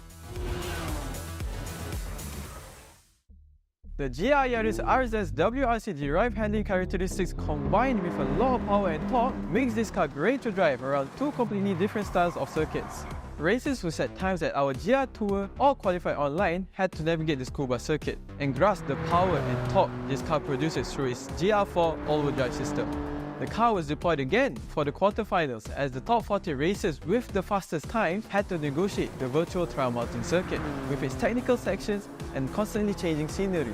In short, this World Rally Championship derived homologation special, which can accelerate from 0 to 100 km an hour in 5.5 seconds and 268 brake horsepower under the hood, was a great way to kick off this year's tournament.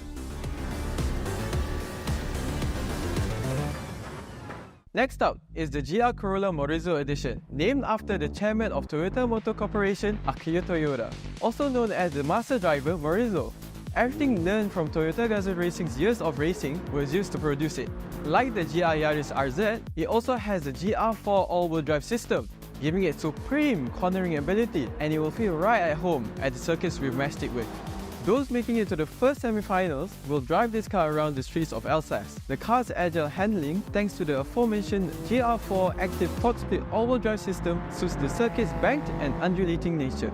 The media racers will also find that the car's rigidity makes it feel stable to drive, especially when navigating Interlagos' heavy braking zones. Big changes in the terrain as well as the tricky corners that come with the circuit. With a 0 to 100 km an hour acceleration time of 4.4 seconds and 300 brake horsepower under the driver's right foot, it's no surprise that this 2-seater 4-door car pushes the hot hatchback concept to the extremes. A really fast car in a neat and concise package. Onto the GR Supra RZ now. Toyota's Halo car received a reboot, and it was an instant hit in the automotive scene when it was released. The car will be used in the all-important second semi-finals of the tournament. This is where the competition gets very serious, and it reaches a point where you either go hard or go home. The drivers will be tackling the GR Supra RZ on a returning classic Gran Turismo circuit, the virtual Deep Forest Raceway in Switzerland. It's a car and track combo that will certainly challenge the best of the drivers, and only the best will come to the fore. The car's lightweight rear-wheel drive configuration is finely balanced, complementing the fast and winding nature of the circuit. Optimally balanced at 50-50 weight distribution, a 0 to 100 km/h acceleration time of around 4 seconds, and 382 brake horsepower makes this sports car a very fun proposition for the competitors, as well as being a real crowd pleaser.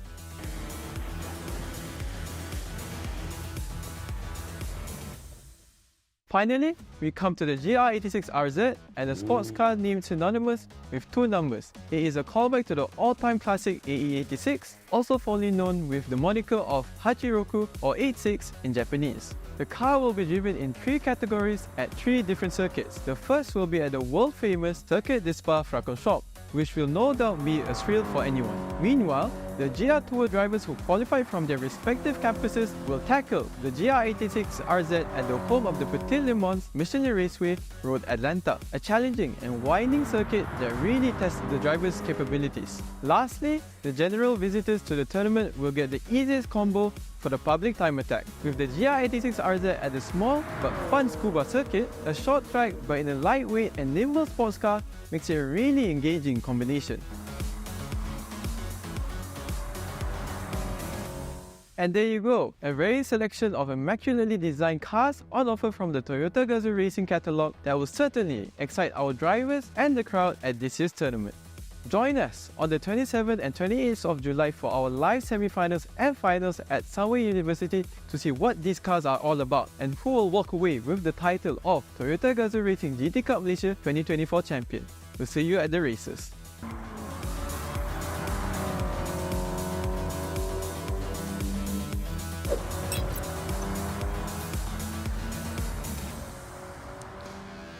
So hello there, ladies and gentlemen, welcome back again. So there you go, you've seen all the things explained by our professional racers. So I guess race 1 and race 2 is done there, Victor. And we just can't wait to see the results, of course. What are your expectations of this?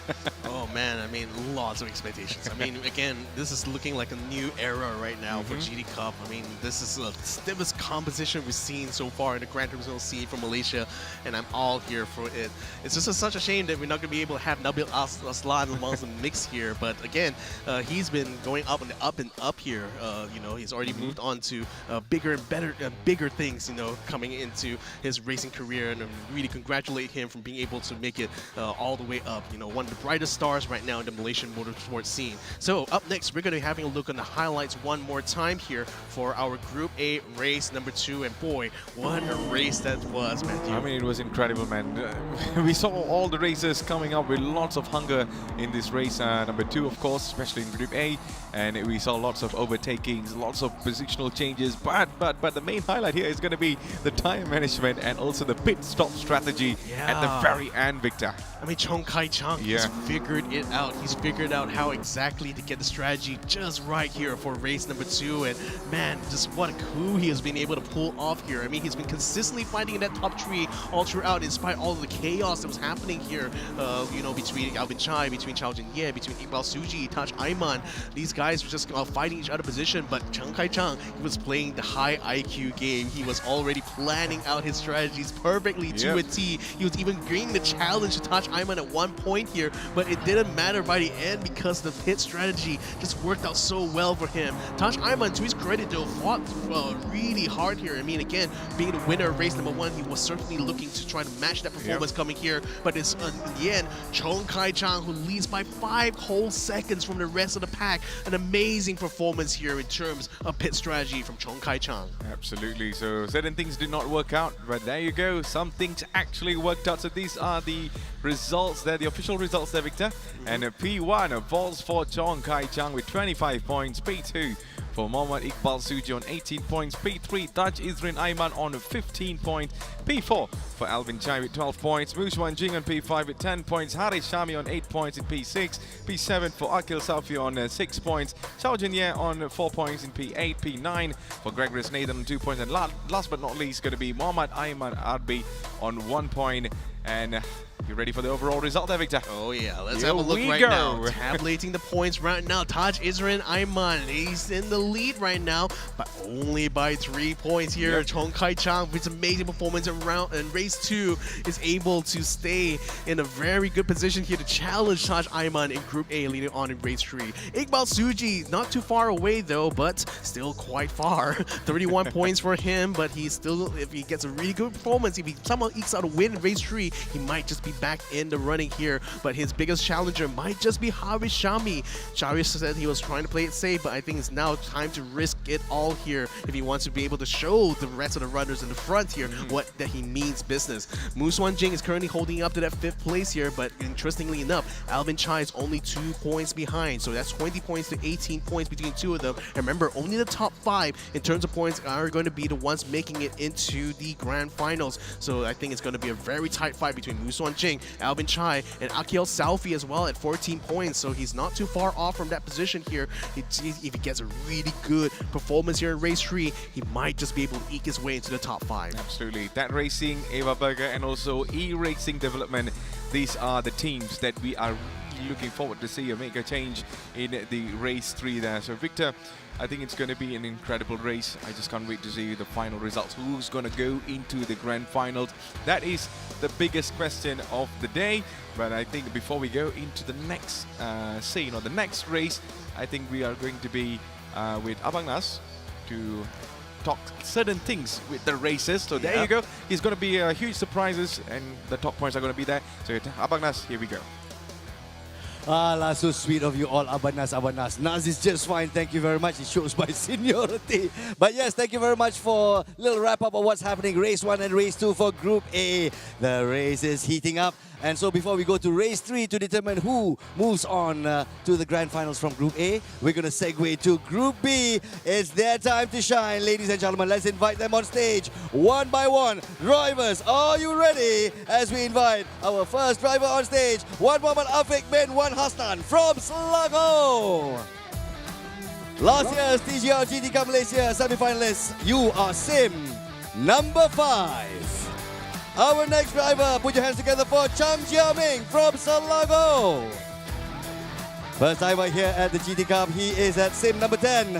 Next is our newcomer Tan Shan Yong from Selangor. First time ever in the semi-finals of any competition, you are at Sim number 6. Next, let's welcome returning finalist Rio Pandukusuma, 3-time finalist here at GT Cup Malaysia. You are at Sim number 9. Our next contestant is Muhammad Amirul Hafiz bin Muhammad Rashid from Selangor. Last year's quarterfinalist, let's see how far he fares. You are at Sim number 7. Next contestant is Putra Azwira bin Sahazan from Selangor. 3-time TGR semi-finalist, 1-time finalist. You are at Sim number 8. Our next driver, put your hands together for Danesh Vigneshwaran from Kuala Lumpur. Last year's GT Cup Malaysia runner-up. Danesh, you are at Sim number 1. Our next driver is from Sabah. Please welcome Jin Kian Deng. TGR GT Cup Malaysia quarterfinalist, you are at Sim number 4. Let's welcome our next driver, Go Ying Ying from Selangor. 2-time TGR GT Cup finalist, you are at number 3. Our next driver, Chung Kian Sin from Sabah. First time ever here at GT Cup Malaysia. You are at Sim number 2. And ladies and gentlemen, those are the members of Group B. Semi-finalists, start your virtual engines. It's back to our race commentators, Victor and Matthews. Over to you, boys. Alright, so we're back in action. So it's going to be Group B now, Victor, and I just can't wait to see. Of course, we mentioned race 3 earlier on, but that's going to be at the end. But over here, we're going to go on to Group B, and we're going to be looking through who's going to be making it and also getting the best points. But we have interesting drivers in this category as well, Victor. Yeah, the stories are not quite set for this one here, but off that, the cast of characters we have for this competition is going to be really, really interesting. We've got Danish Rigaswaran, I think, going to be the biggest target here in Group B for sure. I mean, he has represented Malaysia in the Nations Cup together with Taj Aiman, mind you, so he certainly has the skills and experience to back that up. Of course, one of the other returning competitors here, I mean, I'm going to highlight here Putra Azwira. Even though he's only 22 years old, he's been competing in TGR Malaysia since 2020 and has been consistently a semi-finalist both in 2020, 2021, and 2023. And he was also a finalist in 2022. Can he become a finalist yet again here in 2024 here? I mean, this youngster, he has a lot of potential, doesn't he, Matthew? I mean, with the new era that we mentioned earlier on, everything is possible, Victor. Yeah, indeed. So we're going to go ahead and have you guys have a look through what we have in store for race 1 and 2, because it's going to be basically a repeat of what we saw for Group A here. So yet again, race 1 and 2 is going to be happening in the virtual track of Alsace, France. 17 turns, a 5-kilometer long technical track. We saw plenty of racing opportunities happen here, and I think for Group B, they want to use those opportunities for the maximum here. So again, this is all going to be for race 1 and race 2 here. The weapon of choice is still going to be that Maurizio Edition GR Corolla, and this is certainly going to be one where we're going to see whether they can try to match the entertainment that we saw from Group A, or we're going to be seeing even more chaos here than before. So again, this is the car, as you mentioned before, 299 brake horsepower, 399 Newton meters of torque, 1.6 liter turbocharged engine, 4-wheel drive with a front engine layout. I mean, this is certainly a car that has brought us a lot of excitement here, and I think for Group B, they're going to be doing a lot of that as well here, isn't it, Matthew? Yeah, so there you go. That is the weapon of the choice for our racers. I mean, this is a repeat of what we saw earlier on there, Victor. Yep. So right now, it's all about them putting the action on the track.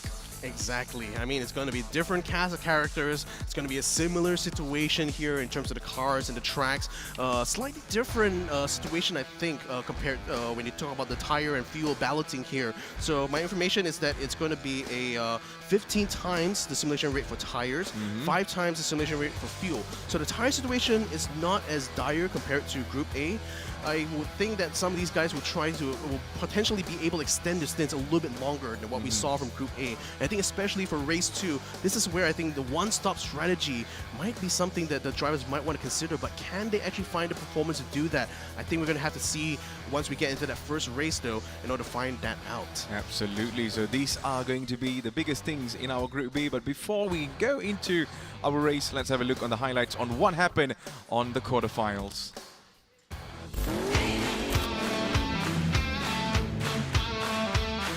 Lights are going on, ladies and gentlemen, and we are off for our Group B race. For everyone here, Hafiz now moves in on the inside, gets himself ahead of Wanafik.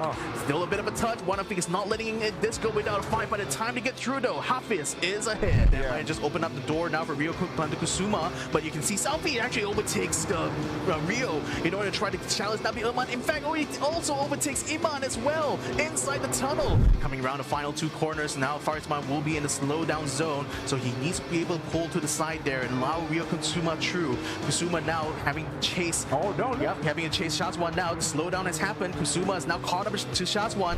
He goes for it now into turn 1. A very fast left-hand turn. Rio Pandakusuma takes the position. Can he keep it though? Going completely wide is Shazwan Shafiq, and he loses out on the top 5 position on the final lap. Group B's quarterfinals. Yep, congratulations to Danish Rigaswaran. Red lights are on, and we are off. These are the battles. It's not going to end anytime soon, Victor. 0.3 seconds behind, and anything can happen in the next few turns. Putra Azwira has now a peek on the inside, going into the back turn here, side by side now as they hit the breaking point. Putra Azwira now having the perfect line. Now just eats away at his gap here, just going bumper to bumper. He's going to be taking the outside on the first turn though, so Chandra might still have a chance to defend this. He'll be going in, tucks in behind. Chandra stays in front of Ming so far. Ming is certainly in position. Oh, we already going for the dive on the inside here. Penultimate corner is where Ming is going to try to snatch that 5th place. Chandramauli touches him on the rear, but to no avail as Ming has now moved up into 5th place. It's going to be your top 5 here, ladies and gentlemen, for the quarterfinals in Group D.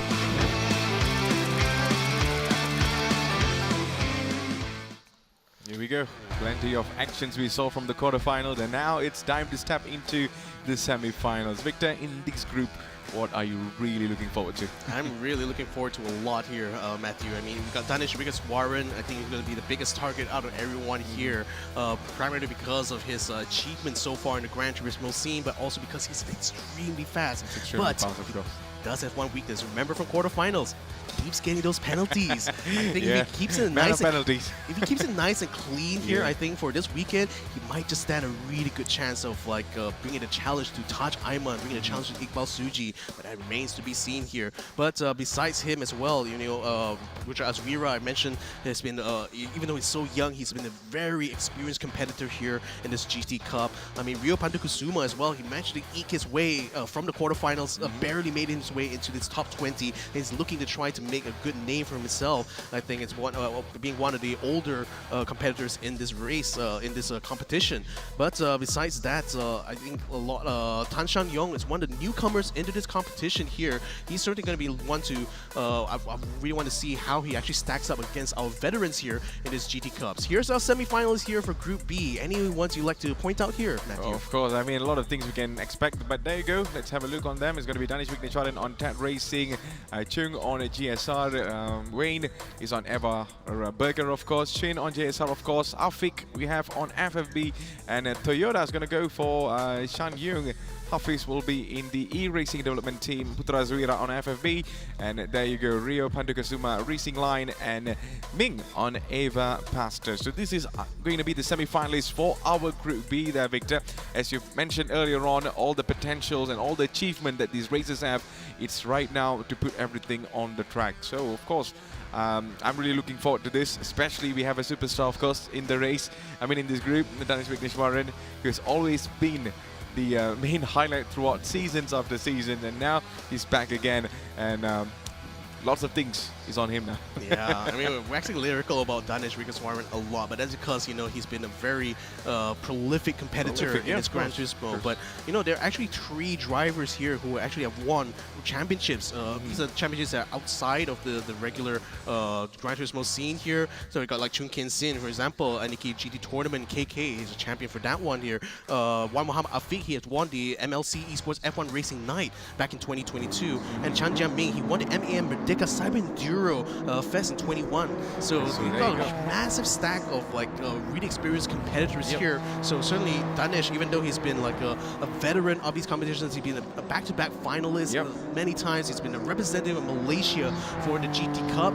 Let's see whether or not he's going to be able to stack up to the competition, the newer and improved competition that we're seeing here in 2024. Absolutely. I mean, it's what you mentioned there, Victor. Everything is pretty much open for all of our races here. Plenty of achievements in their names, and it's right now, it's all about them qualifying and also get into the grand finals. And you're watching right now Toyota Gazoo Racing GT Cup Malaysia 2024. We are underway with the qualifying session for Group B, and right now we are looking forward to see which is going to be the best timing for each races now. Yeah, so again, they're all going out for their out laps here. It's quite vital for them to try to space themselves out a little bit. I mean, the last thing you want, you know, is literally be bumper to bumper with each other as you go through your flying laps, because you literally get in the way of each other here. So just trying to get themselves a nice clear road, just like what Dinesh Wiswaran have right now. You know, no obstructions in front of him. He just needs to keep it nice and tidy here and ensure that he stays in the lead of the pack right now that's going on their out laps here. Tan Shang-yong being one of the newer competitors here. I mean, he's only 22 years old from Selangor, has not actually gotten any achievements to his name except making it here into the semi-finals. So this is a big moment for this youngster here. So we'll see, like, he's following behind Danish Vignesh, so I think he's literally trying to size himself up against one of the veterans here in Group B. Absolutely. So these are the things that we can really look forward to in our Group B now. And of course, Danish Vignesh keeping a really good head all the way in the front, and we're yet to see his timing so far, because we haven't come to the... yeah, it's pretty much long there, Victor, although it looks short, but of course it's a 5 kilometer long. 5 kilometers long. Yeah, 5 kilometer long track over here, and with a very amazing sets of elevations throughout the track. So there you go. We are now looking forward to their timings. Indeed, we are. I mean, it's what a beautiful piece of scenery here that the talented team at Polyphony Digital has crafted us for, here for us in Gran Turismo 7. I mean, the standouts to me always when it comes to Gran Turismo is their like original tracks, the tracks that they, they base off a terrain that exists in real life, but they completely design these tracks specifically to enhance the racing. And as what we've seen in the Group A races is that so many opportunities can present themselves if drivers can play the cards right. But again, when what we saw in race number 2 with Kong Kai Chang putting up a massive strategy coup here, strategy is going to be a little bit different this time around because of the lesser tire wear for Group B in both races 1 and 2. So for them at least, they may not need to have to do as many pit stops, I think, compared to Group A. But certainly, mastering this new patch, this new physics of the tires here is going to be very important if they want to be able to match, the high IQ gameplay that we saw here from Chong Kai Chang. Yeah, it's all about who's making the proper movement over here, though. It's like, it's a chess game, It is. Yeah, it is a chess game anyways, but it's on the track. I mean, that's what the strategy is, right? What it means is like making the right kind of decisions, making the right kind of plan for your run to make sure you stay ahead. And a lot of that comes from gaining a lot of information through practice. Understanding the nuances of the physics of this game. And I think very importantly, especially for Danish Lucas Warren, who every single race we've seen from him always ends up having a penalty.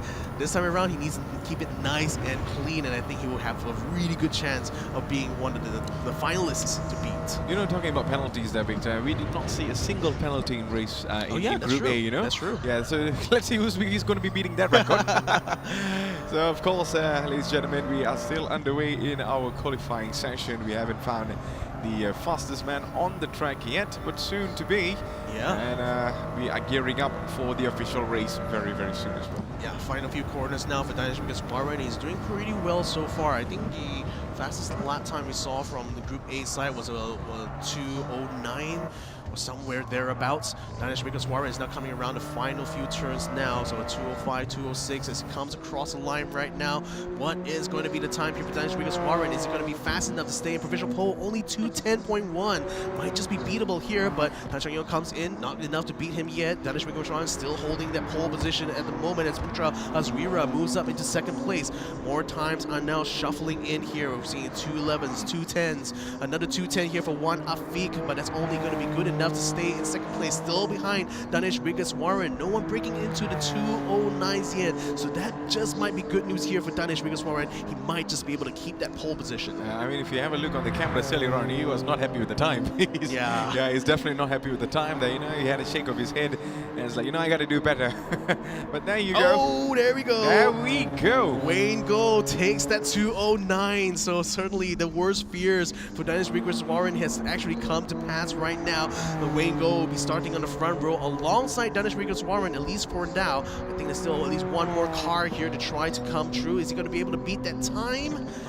Not quite, but he's actually getting himself close. That was going to be Chong Ming, M Ming, who's able to get himself up into only 10th place. So okay, not quite the time I was expecting to come out of him so far. But Wayne Go right now, your provisional pole sitter here, and I think with the 5 minutes qualifying already over, this could be starting grid position right now for race number 1. Yeah, impressive there, Victor. And there you go. We see Wayne Go is going to be the man that will be starting in the front, unless we see anyone else raking his timing so far, but I don't think so anyone's going to be doing that lately, unless we see Danish Vigneswaran is up to something or something. But there you go there, Victor. It is pretty much done anyway, so there you go. Wayne Go, I mean, interesting name. We have seen him racing many seasons now, so maybe it might be his season. We never know that. Yeah. I mean, I suppose this qualifying should be done because, again, you know, with the tire wear being this high, look at that. Soft tires already running halfway through by the 6-minute mark. So I think, like, it's still going to be high wear for the soft tires. Medium tires might just be able to stay a little bit longer. But nevertheless, Danish Lucas Warren will be coming across the line one more time. Is he going to be able to beat the time, though? Not quite. Coming through. No, not quite. He does. Quite, I think he does improve slightly, but not enough to dethrone Wayne Go at this point. So bit of a disappointment on his part, but then again, he's still on the front row. You know, it's still going to come down to how he performs in that 15-minute race number 1 here, Matthew. Absolutely. So the sprint race is going to be very interesting to watch. But there you go. The fastest man on the track is going to be Wayne Go. And this name, of course, we have seen it many, many seasons. And now he's here to put another history marks on his race. But on the other side, remember, we also have lots of other potential racers who also has what it takes to be up there, Victor. So it's pretty open. Let's see who makes the better chess move in our sprint race. Yeah, indeed it is, because like for Wayne Go, you know, he's been 2-time semi-finalist, both in 21 and 22. He's also a finalist for 23. Can he become a finalist again in 24 as we bring our race number 1 for Group B? Semi-finals will be underway. Wayne Go's getting a good start here, so has Danish Warren. They will be filing together as we get into that first turn. Who's going to be the first one to get through? Is Danish going to be able to make the dive? Not quite. Wayne Go closes the door in front of him, stays in the lead by half a second, and he's in the lead he goes. And there you go, Wayne Go now, having a really good pace so far. Wonderful start by him. And there you go, we also see Danish Warren on P2. And P3, we see Chung as well there, Victor. Yeah. So it's pretty much very open for the races. And we can see Danish Warren is under pressure there. Chung is just making some sort of a movement. Danish Warren dives in on the inside. Wayne Go hits the curbs over there and loses a little bit of his car over there. But he's still keeping it really cool so far there, Victor. Lights like that are very costly early in the race, because it could mean a lot of more tire wear than you have anticipated early in the stint, so he's going to have to massage it for the rest of this race. I see a bit of tussling going on behind M. Chung there as Danish Warren tries to close the gap to Wayne Go. Top 3 runners starting to pull away from the rest of the pack as a bit of jostling is going on behind there, as Wanafei Kusuma as well as Putra Aswira now fighting in a 3-way fight here for 4th position. Rio Pandu Kusuma is actually closing the gap right now. Wanafei might have an opportunity as Wanafei looking a little bit shaky on the entry there, but still not able, not giving any opportunities here for Rio Pandu Kusuma to get through. Putra Aswira is keeping the pressure up behind here in 6th place. He's actually bumper to bumper right now with Rio, so he might be threatening him for 5th place. Yep, it is pretty much very open for all of them there, but there you go, Putra Aswira right now trying to put all the pressure on Rio Pandu Kusuma, and it's going to be a very long way. We're still underway for our race 1 semi-finals for Toyota Gazoo Racing GT Cup, and there you go, Putra Aswira. A little bit of a movement over there to get past Rio Pandu Kusuma, and yes he does, but Rio Pandu Kusuma might get back his position over here, and yes he does. Right on the uphill as well, and it gets good exit, so he's going to be able to pull the gap a little bit. I'm seeing 3 cars behind them actually just continue to jostle each other, but that's only for 7th place right now. Rio Pandu Kusuma stays in 5th place for now. Putra Aswira continue to try to give some challenge here as we see Chin and Ming actually getting a bit of a tussle there, and then Chin actually gets in front. I think Ming is actually fallen back a couple of places there. Shan Yong actually moves up into 8th place. Putra Aswira and Rio Pandu Kusuma makes it onto the main straight right now, 5th and 6th place respectively, while Wayne Go continues to lead ahead. Wanafei is now in Rio Pandu Kusuma's side, having built up a bit of a gap right now to Putra Aswira. He's not feeling as much pressure now. He can now focus on trying to close the gap to the front runners ahead of him. Absolutely. So far the time managements are looking really good on our races there, Victor. Putra Aswira, we are on board with this races so far. And as what Victor spoke on earlier, Wayne Go still in P1 leading this race. I wonder if there's going to be any battle between him and also Danish Warren, but all full focus right now is going to be with Putra Aswira right now. And there you go, we are changing the cameras, and there you go there, Victor. Yeah, I mean, there's a 0.8 seconds now between Wayne Go and Danish, because Warren and Nash actually put, that means Danish is actually losing a bit of time here compared to Wayne. Wayne might be pushing his tires a little bit harder maybe. I mean, we still have to see the tire wear situation, but at 3 minutes, his tire situation is looking pretty good actually. Though he's carrying quite a lot of fuel, so the heavy fuel load might actually end up wearing his tires down a little bit more. Danish now under threat as Chong is actually caught up to him closely now. 0.3 seconds between the two of them, as Chong is now trying to find an opportunity here in this lap to try to make it past Danish Warren. Danish trying to carry maximum speed through this banking here, tightens up his line by the time he gets to the exit here to try to maximize his exit speed and try to stay ahead of Chong as they try to get through this last sector. Yeah, keeping a really good pace over there. It's going to be Danish Warren still in P2. Just keeping right there behind is going to be Chung. So Ching still has opportunities in the next remaining turns over here as we're going on an uphill position over here as we see Wayne Goat still leading this race, and there's a huge gap there between him and also Danish Vigneswaran, but Chung has huge chance over here, Victor, but we know how good Danish Vigneswaran has been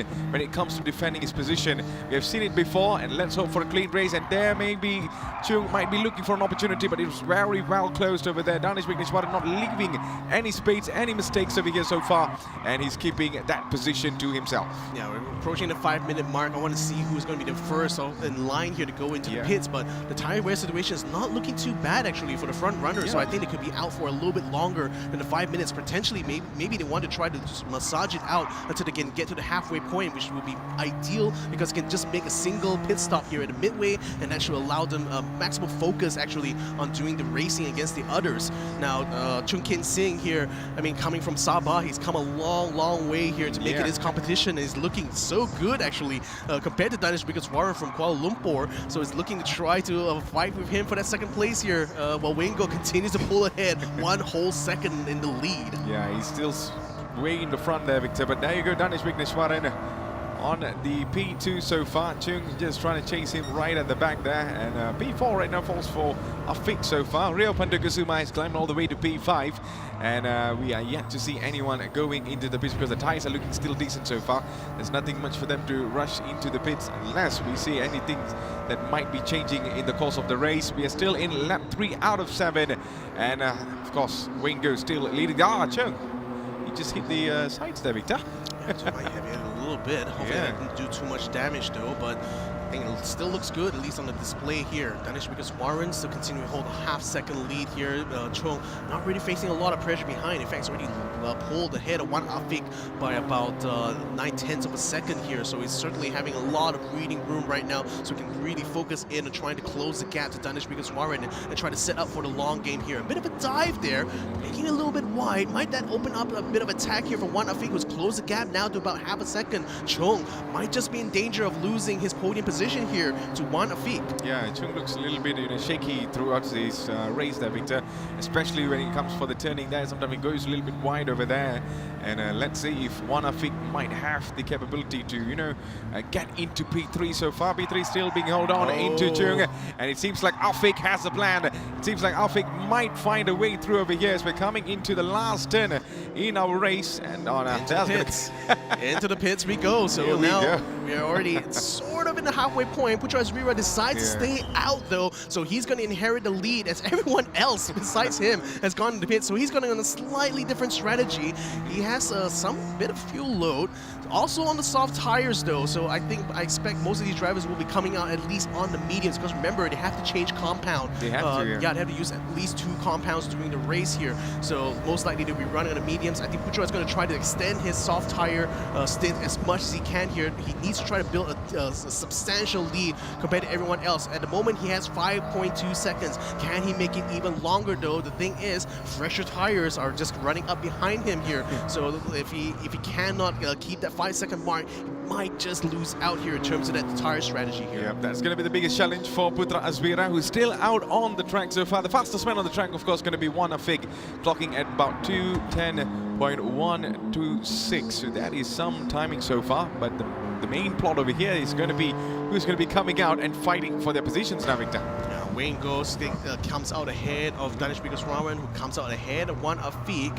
So at the moment, I don't think as much changes actually in terms of the actual position from that first, for those who have already taken their mandatory pit stop. So now it's just up to Putra Azvira to see whether they can maintain this gap right now at least, and hopefully come out somewhere in the mix, potentially into the podium here if he can just play his cards right. Coming into this final sector right now, this is going to be a critical moment, but Putra Azvira has already lost at least a second now, so that shows the performance difference between, when the tires were fresh to when the tires are now completely worn out. And Putra Azvira, just a sliver of tire health remaining here on his front left. I don't think he has much left to give here as he's lost another second right now. Look at that. I think the overcut is just not the strategy to go with here, Matthew. Absolutely. I mean, Victor, you mentioned earlier on, in these sets of rules there, the tires, once they hit the red thing, it's not going to perform anything better than what we are seeing right now, Victor. And we can see Azvira is right now facing that problem. Yeah, only 2 seconds by the time he comes up to the final corner. This is looking bad for Putra He needs to go in. He's just gonna have to hope at least that he wouldn't spend too much time in the pits and hopefully comes out somewhere in the top 5 at least for race 1. At least we should be able to get some decent hollow points. Wayne Go comes back in the lead, still ahead of Danish Warren, who is now trying to close that gap now. They're both still on the soft tires. Soft tires, yeah. Yeah, so soft tires here still for Wayne Go and Danish Warren here coming out at the moment. So Wanafik still close behind Danish Warren by 2.8 seconds. I say close, that's not quite close at all. But Danish now still having his sights very much set on the man who out-qualified him for race 1. Yep, so there you go. We're still having a look on Danish Wigneshwaran. We are on his car right now with the cameras all set, and it's going to be fully locked onto Wayne Go, who's still in P1 at this moment. It's about a 0.8 tenths of a second. We see Danish Wigneshwaran behind Wayne Go, so the next few turns might have an opportunity for Danish Wigneshwaran. I kind of see that, Victor. He's not taking lots of big risks, but talking about risks, here comes Rio Pandukasuma, who is in P5, chasing the man in front. That's going to be Chung, of course.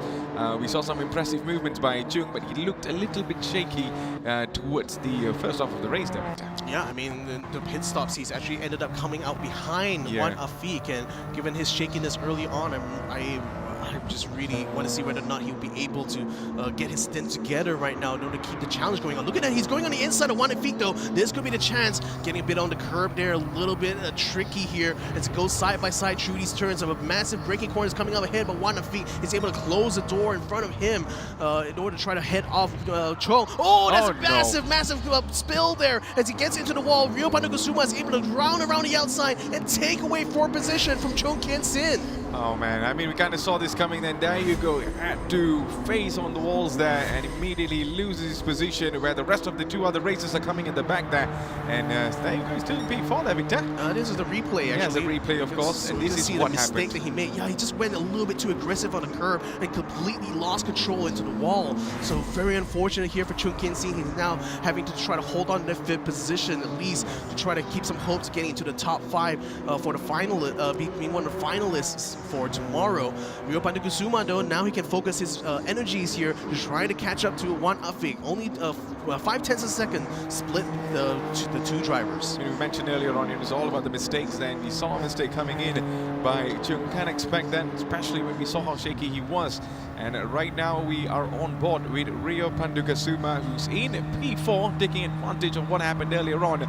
And chasing the man in front is going to be Wan Afik, who is on podium position. He's closing the gap so far towards this turn.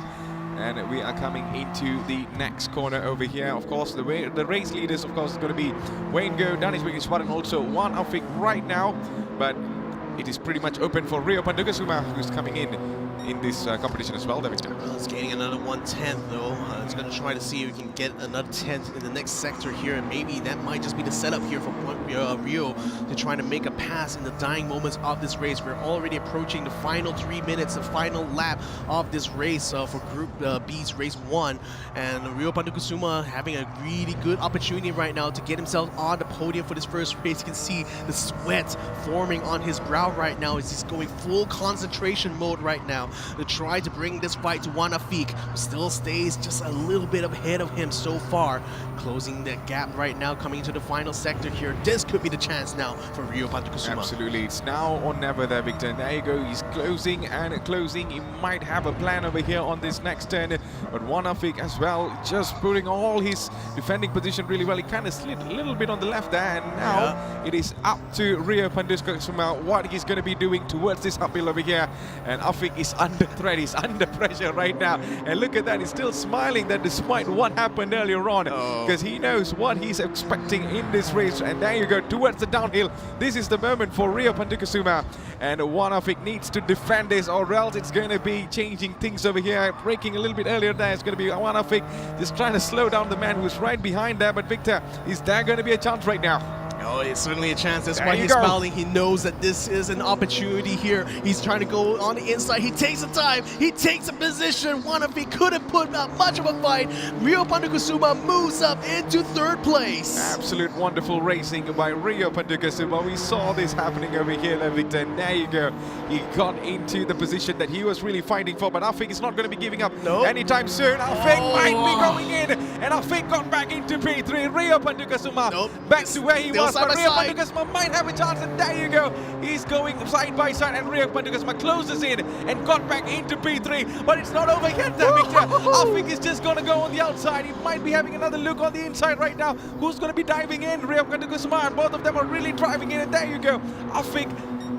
What the? Oh no! Afik got into P3 again! No, they're still side by No side. way. They're going to carry this battle through the final laps. Wanafik now back ahead of Pandukusuma. It is still a fight to the bitter end here for both of these drivers. Race number 1 now still underway, still on the final lap. This is looking like a spicy battle here between Wanafik and Rio Pandukusuma. Rio now trying to get a good racing line. Wanafik also all smiles right now. They know this is going to be a fight to the very, very end as we are entering the final sector soon. A banked corner right now. Wanafik still ahead. Rio Pandukusuma having a good exit. He will be able to find the exit now. Tries to get alongside Wanafik. Tries to make a pass around the outside. Is that enough? Yes, it is. He is ahead now. Wanafik. Oh man, it might be enough there, Victor. And there you go, Rio Pandukasuma right Oh now. boy, No, Danish. it's not yet. It's not over yet, Victor. It's not over yet, but Danish Vigneswaran has the chance to get into P1. And yes, he does. He got into P1 somehow, leaving Wayne Gore behind. And there you go, we're coming into the next turn now, Victor. We're into the red right now, but it doesn't matter. We're coming to the final few turns. Danish Vigneswaran in the dying moments finds a way to snatch the position from Wayne Go. He's going to come around to his side. Look at that. 1 whole second between the two of them as Wayne Go slows down massively. It's going to be a win here in race number 1 for Danish Vigneswaran. Wayne Go finishing in second place. Rio Pandukasuma kicks third place here ahead of Wanafik, who also gets passed by Chong Kien Sin. My goodness, change of position, so much of actions towards the end of the race.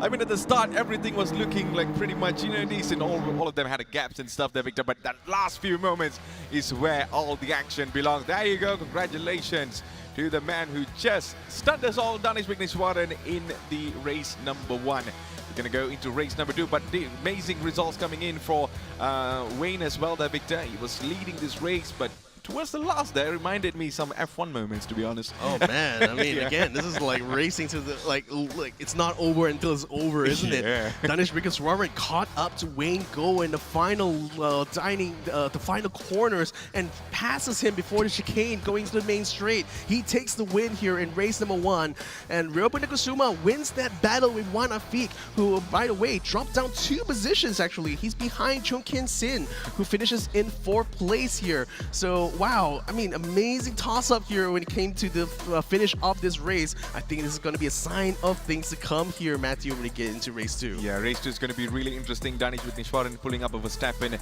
and my man, this is going to be crazy there, Victor. I'm really looking forward to race number 2. We are getting started. Oh, we're just getting started here for Group B, ladies and gentlemen. Putra Azrira finishes in 6th place, of course. Chin will be able to finish in the 7th position. 8th position being held there. Afis, Tan Shang Yong, actually a respectable 8th finish here for the newcomer in this year's edition of the GT Cup. 9th position, of course, being held by Hafiz, and 10th position held by Ming. So that's going to be the results, the provisional results, as it were, here for race number 1. We're still going to be waiting to see how things will happen later on for the reverse grid race number 2. Absolutely. So I think, Victor, Group B is very interesting because it's very open to so many races. It's very open, and all of them has the potential, all of them has the qualities to be in front. We saw lots of change of positions towards the end. So I'm really expecting a lot of things in the race number 2. But before we go into our next race, we're going to be having a little chat with some of our racers. So Abang Nas, take it over. Thanks, Matthews. Thank you so much. And we are with our second place winner this time, Mr. Wayne Go, who was leading most of the race. And then that last lap, oh my goodness, I really felt for you, Wayne. So can you tell us, walk us through what was going through your mind? Because you were on the home stretch. Okay, first of all, I never expected I can do this well in this race because after the update, I would say this patch is not really suitable on my driving style. That's why I can say the tire consumption is actually much more worse than what I've experienced previously. So at that race, honestly, the pole, I never did this time before. I never entered this kind of time before. So it's quite surprising for me. Maybe I'll say the rig helped me a lot. Okay, so during the race, I try to maintain the gap with Danish. So most of the time, our gap is actually 1 second. So I thought we are using the same kind of pace tire management strategy, but I never thought actually I'm the disadvantaged person. Yeah, so I would say congrats to Danny. And he really gave me a very huge pressure, although he's like 1 second plus behind me. But I would say I'm the one that cracked under pressure. Oh, I mean, it's not easy to have that kind of compassion. So I love the fact that, you know, you're true to yourself. And everybody's saying Danny's the guy to beat, Danny's the guy to beat. But I think there are many other racers here who I think can give you a run for your money. What are your thoughts on that? For my opinion, I think once they got the update, I would say everyone is evenly equal now because everyone have very little time to adapt with this physics. So it's everyone's game, everyone have a chance. So let's see who can get the adaptation as fast as possible. So you feel this is your best time to actually wrest the championship from Taj Ezrin Aiman? I won't comment on that first. Let's see how it goes from race 2. Eventually, for race 1, I can't beat Danny, so I won't say on that. Oh. Yeah, be humble a bit. That's what I like about sim races. You know, I mean, the egos are put aside, and they really feel for the community of drivers right here. So, of course, all the best to all drivers, all the best to you, Wayne, as well. And we're going to take a look at another driver who I felt really went above expectations. We're going to go to Mr. Rio Pandukusuma at number 9. Mr. Rio, my goodness, you still have sweat on your face. And I think you started off quite shaky, but as you went into the race, you sort of warmed up with the physics, you warmed up with the mechanics, you warmed up with the other drivers as well. So what do you feel that gave you an edge this race? Well, I'm not really sure what's the edge for me, but the plan is just remember my training at home and stick to the plan that I've proven from my training, and yeah, just keep my heads down and try my best. So it looks like Mr. Rio Pandukusuma has his own formulas. So after the little patch update, do you feel that you have a better chance, especially with your strategies all set? Yeah, actually I'm not completely adapted to the new physics, but I believe everyone here also on the same page. So yeah. So same advantage or same disadvantage, yeah? Yes, exactly. That's what I thought lah. All right, next up is going to be reverse grid Alsace, and I think you've got a feel of the other drivers already. You want to share some strategies, maybe? Not too much to give it away.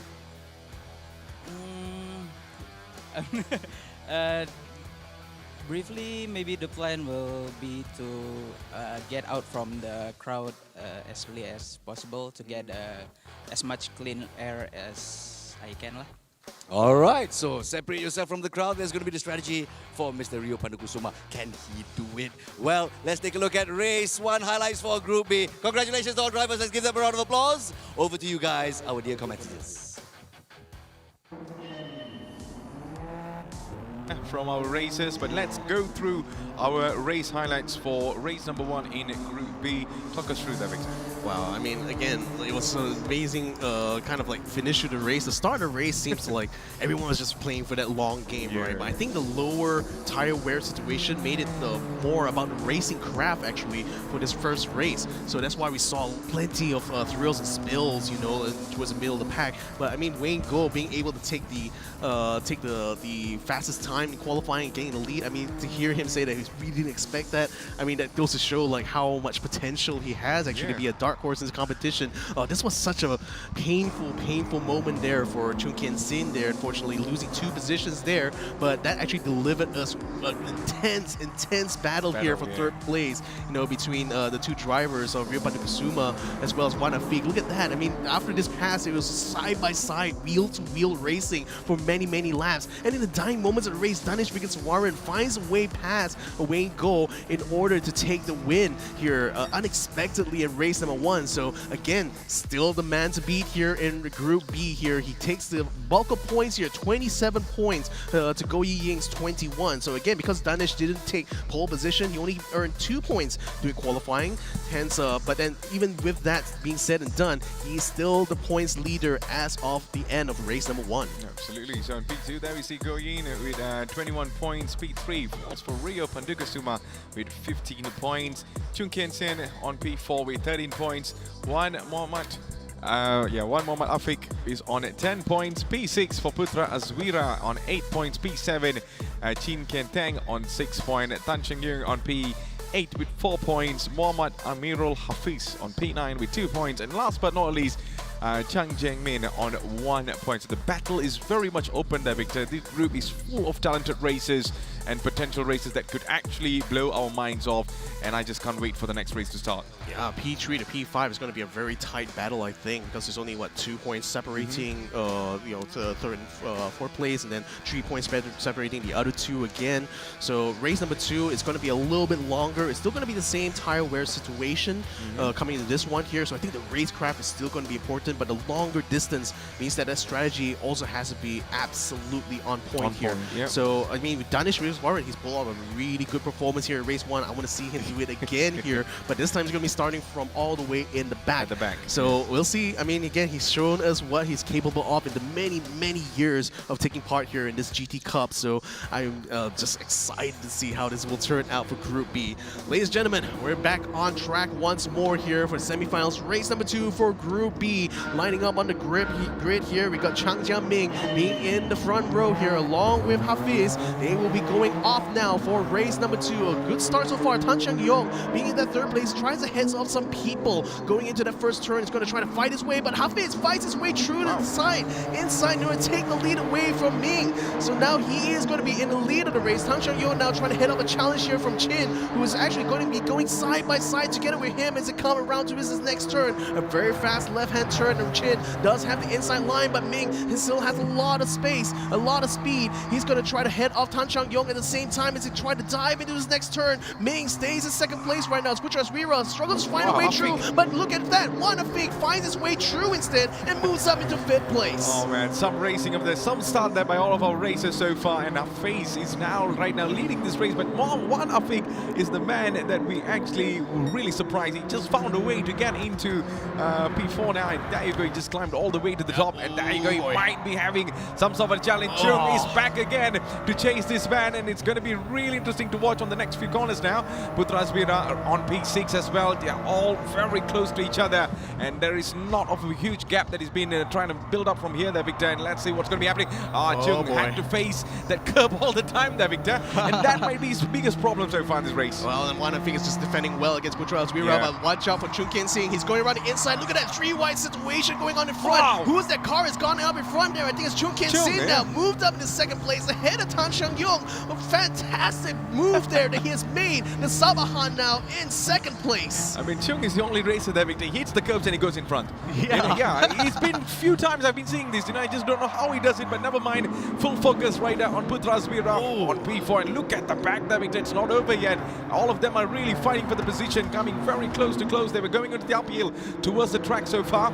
And Putra Azwira still is the man in P4, trying to chase Shang Yung, who's on P3 at this moment. But Danish Warren is on P7, climbing up slowly. He's being the fox in this race, and he's finding some way to get all the way to podium positions. Juan Afik is struggling to try to get himself back in position. He's already dropped several places now. Danish Warren has already made his way up in the 7th place. Ahead of Rio Kusuma, tries to go in, and he's going to be diving into the pits early on in the 1st lap. This is interesting. This could be an interesting strategy here. Let's see if it's going going to play out here for Danish Warren as Hafiz continues to lead this race right now. A bit of a tussle going on for 7th place. Wanafik loses his position to Rio Pandukusuma for the up-team time, but he's now got the winner of race number 1, Wayne Go, alongside him, who's now actually overtaking him from 7th place. Can he fight back to get a position here? He's got Rio Pandukusuma blocking him in front, but Wayne Go cannot quite find a gap. He's going to have the inside line coming here. Is he going to go for the time? He needs to outbrake Rio Pandukusuma. Yeah, he he does does. outbrake him, gets onto the curb, stays ahead of Rio Pandukusuma, and moves up into 6th place. Yeah, but the challenge is not over there, Victor. It seems like, Rio Pandukusuma might have a chance right now, but then it's still being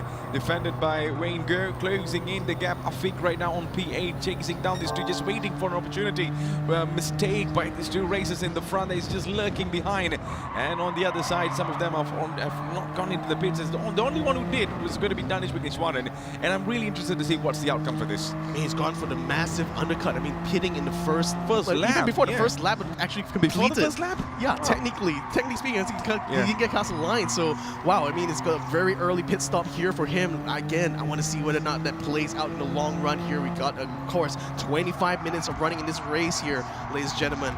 So, Wanafik now stuck in 8th place. He's seeing Rindupan Kusuma just roll right away into the horizon there, giving chase to Wayne Go, has already overtaken him for 6th place here. Now we got Chin Ken Tang, who is now putting the challenge and putting the pressure onto Wanafik here as the cars come together now, coming into this hairpin.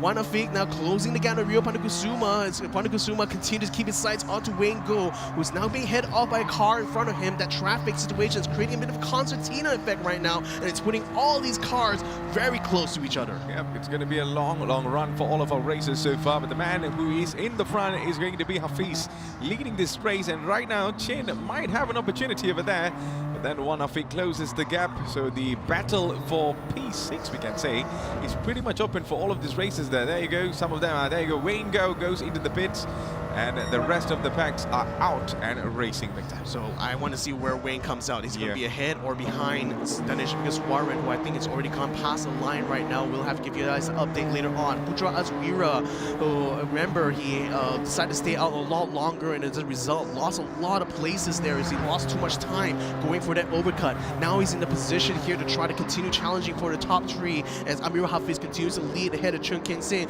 But right now, Tan Chang Yong is giving him a bit of a challenge there as Putra goes a little bit wide, but only to try to tighten up in the exit. He's focusing on trying to get exit speed here compared to Tan Chang Yong. It seems to be working out well for him so far, but there's still only a half second gap between the two of them. So a slight mistake on the side of Putra Azwira could potentially to make a difference here in this battle. Yeah, we saw lots of potential by him, and of course this man, Rio Pandukusuma, might be under danger over there. It seems like Wanafik has set his targets over here. Ming is under pressure as well. He might have a problem to keep up with that P5 unless we see him getting the pace that Rio Pandukusuma might not have. And here you go, Rio Pandukusuma on the inside and got into P5, overtakes the man who he was chasing. Ming drops all the way to P7 now, Victor. Wanafik right now lurking somehow, trying to find a way to get past Rio Pandukusuma. It's going to be 3-way racing over here, and there you go, Ming somehow got into P5. Rio Pandukusuma going side by side, and there you go, they're going to come into the next turn over here.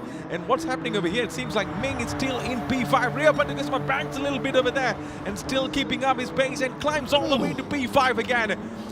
Victor, this is not going to end anytime soon. It's still a massive shuffle here. Rio actually got a bad exit there. That's still putting him in the clutches of Ming at the moment. But he's still in P5 right now. It's still a 4-way battle here. As you don't forget, Chun Ken Tang is still behind him, still watching over this battle intently, just letting people in front of him fight and try to pick up the scraps later on. Now we're entering the final chicane here. Rio Pandukusuma still ahead of Ming at the moment, but for how long can he keep it on here? Running into the 7th minute now. We're still 3 laps into this race here. Rio Pandukusuma moves in the pits, so does Wanafik. Ming is going to be staying out. He's going to be able to inherit 4th place now and can focus in on trying to catch a 3rd place sitter, Tan Chang Yong. Absolutely. Absolutely. So Wayne go there, Victor. I mean, earlier on he went in the pits. Where's his position now? He's in P6 now. He ended up behind Danish Warren, so Danish actually gained a place there despite the fact that he pitted in the first, before the first lap of the race here. So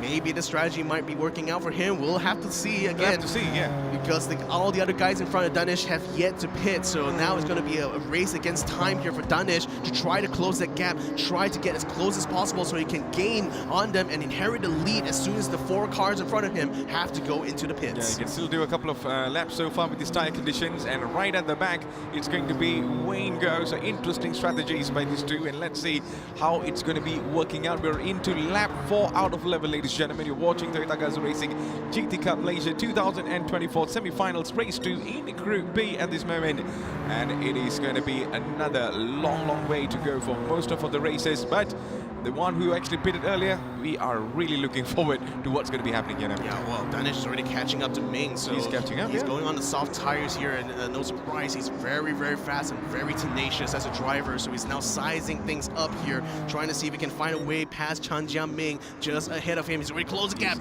bumper to bumper now. Danish Warren just needs to find an opening here. He might just find it in the next turn because it's a hard-braking zone coming right up. Ming's car around, trying to make his car as big as possible here as they enter the braking zone. A tight one here. Ming just hugging the inside, but Danish finds a gap on the exit here. He finds the way through. He's up into 4th place. Can Ming actually fight back? No, he can't. No, he can't. Danish Warren, he has the base there, Victor, and also the experience, and off he goes into P4. Now it's all about him climbing all the way to the top, but looking at his tire conditions, he might have to be pitting very soon again. Again, it's still going to be a 2-stop strategy at least, I think, here for this race. So only a question of what compound it's going to decide to go with. Chong as well as Amir Hafiz are going to be going in for their pit stop now. So I think Tan Shang-yong also goes into the pits. Danish Warren goes in as well. So he's going to be in sync with the front runners at the moment here. So this is now looking like Wengo, Chong, it's going to be coming out in front. He's going to still be in the lead of the race. Wengo now in 2nd place, which are Reese Rira makes it up into 3rd, and Rio Panakusuma makes it up in the 4th here. Amir Hafiz comes out in the pits just ahead of Chin. So right now, a bit of a toss-up here. We still have 6 more laps to go at least. Yeah, very interesting movement by most of our races in this Group B, of course. And Putra Asbira right now with a fresh sets of tires, keeping up in P3 on podium position so far. Chung is in P1, and P2 goes for Wayne Go at this moment. And I believe Wayne Go was out earlier on there, Victor, right? Yeah, I think he stayed out just now. So yeah, he was able to inherit some positions here. Wanafik now putting the chase here onto Chin Kanteng. He's going to see whether or not he can find a gap. Not quite a gap there to be found as Chin hugs the inside as close as he can, staying right on the line. Wanafik goes on the grass a little bit. He's sizing things up. He's having a peek on the inside. He goes for the dive here. But Chin closes the door him right on the apex. Now that's leaving Wanafik now. And the clutches of Danish Warren, who snatches a position right under his noses around the outside. He moves up into 2nd place. Yeah, Danish Warren, whenever he gets a new sets of tires every day, he loves to climb up toward the leaderboards there. And right now he's in P7. He's climbing towards the top, and it's going to be another interesting man to watch in this race. It's going to be Wan Afik coming right behind him on P8 right now. He's putting all the challenge, all the pressure on Danish Warren. And we are coming into turn 11 in our lap so far. And we are not even halfway through our race there, Victor. Danish Warren now trying to close the gap, and Chin is under pressure now. He's under problem as well, and he's looking towards the inside, and the exit might not favor Danish Warren. And let's see what's going to be happening over here. Chin still holding on, still hugging into this position so far, but he might not work out. He goes really wide over there, and Danish Warren got into P6, leaving Chin behind. Well, he's fighting it out on track here. I mean, again, he went with a very interesting pit strategy here, and in the long run, it might be able to get him back up into the 5th position. But Wayne Go is now in the pits here. He's going to get passed by Putra Aswira, and probably going to be passed by Danish Warren here. No one else going to pits right now. I think Wayne Go might be coming out in 9th place, or maybe even at the back here. Let's see whether or not he'll be able to get back into the running. We're, of course, still having at least 5 more laps to go here. Wanafik now getting the run up against Chung Kentang, seeing whether or not they will be side by side here. The next turn is going to favor Chin, unfortunately, as Wanafik not going to be able to find his way through. He has to tuck in behind. Yeah, he really needs to do that, Victor, or else it's going to be a change of position so far. We can see Wanafik coming in really fast from the back. And let's see, seems like Chin is just trying to hold on to his position, but for how long? He's trying to immediately close down the gap on the other side, but Afik has the outside line, and he could not do much about it there. Chin really closes that again. And it's going to be another movement, interesting movement coming up for Afik. He might be diving in on the inside. Oh, I think the braking there, Victor. No, he got blocked a little bit there. Yeah? Blocked a little bit by Chin Kian-Teng, so he had to back off a little bit, and that's cost him quite a bit of time, so he's going to have to regain it. Well, Danish Warren continues to pull and pull ahead. He's already up into 5th place, now trying to find his way to get back up into the podium. The more places he can make up here, the more points are going to be coming towards him, and that's going to extend his lead even further. Now Amirul Hafiz under challenge here for Rio Pandakusuma, but Rio didn't go for the dive this time around, but he is closing that gap, and it's closing it onto Amirul Hafiz real soon. Final sector right now in lap number 6 here. We got Chung Kian-Teng continuing to lead this race. No. Amirul Hafiz sliding quite heavily there. Rio Pandakusuma is now all over him here. 3rd place might just be on the cards for Rio. Absolutely, halfway through the race right now, and it's what Victor said that Rio Pandakusuma earlier on, we saw what he was doing, ran head-to-head with one Afik there, and right now he's going up against with Hafiz right now, who's in the podium position, and he's just having everything locked. But there you go, Danish Warren right now in the P5 there, Victor. He might be a problem, and there you go, Rio Pandakusuma needs to watch out over there. He's just waiting right behind there, just wants to see any sorts of mistakes coming from Rio, or it's going to be Hafiz, and he's ready to pounce on that. Yeah, exactly. Danish is in a good position here to try to pick up the scraps here between Rio as well as Amirul Hafiz. Rio is having a nicer line there, but the exit still looking good here for Amirul Hafiz, but he's only holding a minor gap in front of Rio at the moment. So quite a lot of pressure in the hands of the youngster right now as Rio Pandakusuma continues to give chase. Danish Warren looking calm as ever, stands on the brakes right now, closing the gap. Amirul Hafiz sliding a little bit on the entry there. Didn't quite compromise his exit too much, so I think he still is secure right now in that 3rd place. He starts to pull away from Rio. Is this going to be a chance now for Danish to try to close that gap here? Maybe even challenge Rio Pandakusuma, even overtake him for 4th place here, Matthew. Yeah, he's just waiting, and also he's just calmly waiting there, Victor. Patience is key for Danish Warren in this race. Rio Pandakusuma, he's just sliding way too much, losing a lot of pace over there for Danish Warren. This is the moment to pounce, and immediately got into P4, guts past Rio Pandakusuma just like that. Yeah, just a massive mistake there from Rio Pandakusuma. So now Danish moves up into 4th place. Amirul Hafiz able to breathe a slight sigh of relief. He has a 1-second gap to Danish at the moment, but Danish has been just chasing everyone since the start of this race, and now we're already looking at the final 10 minutes. 4 more laps still remaining. Danish Warren looking like he's on pace right now to get himself on the podium, but he still needs to catch Amirul. Yeah, but look at his I mean, the petrol got there, Victor. Yeah, he has to go into the pits. He has to go into the pits, despite his tires looking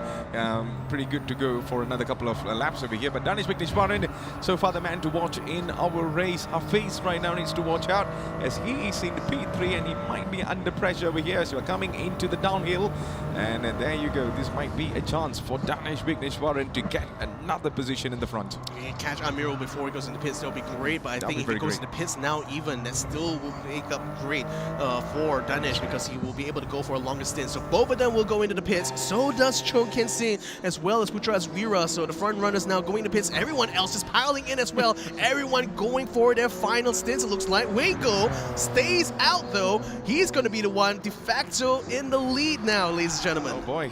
Let's see, he's able to surprise us, Victor. He's keeping himself out.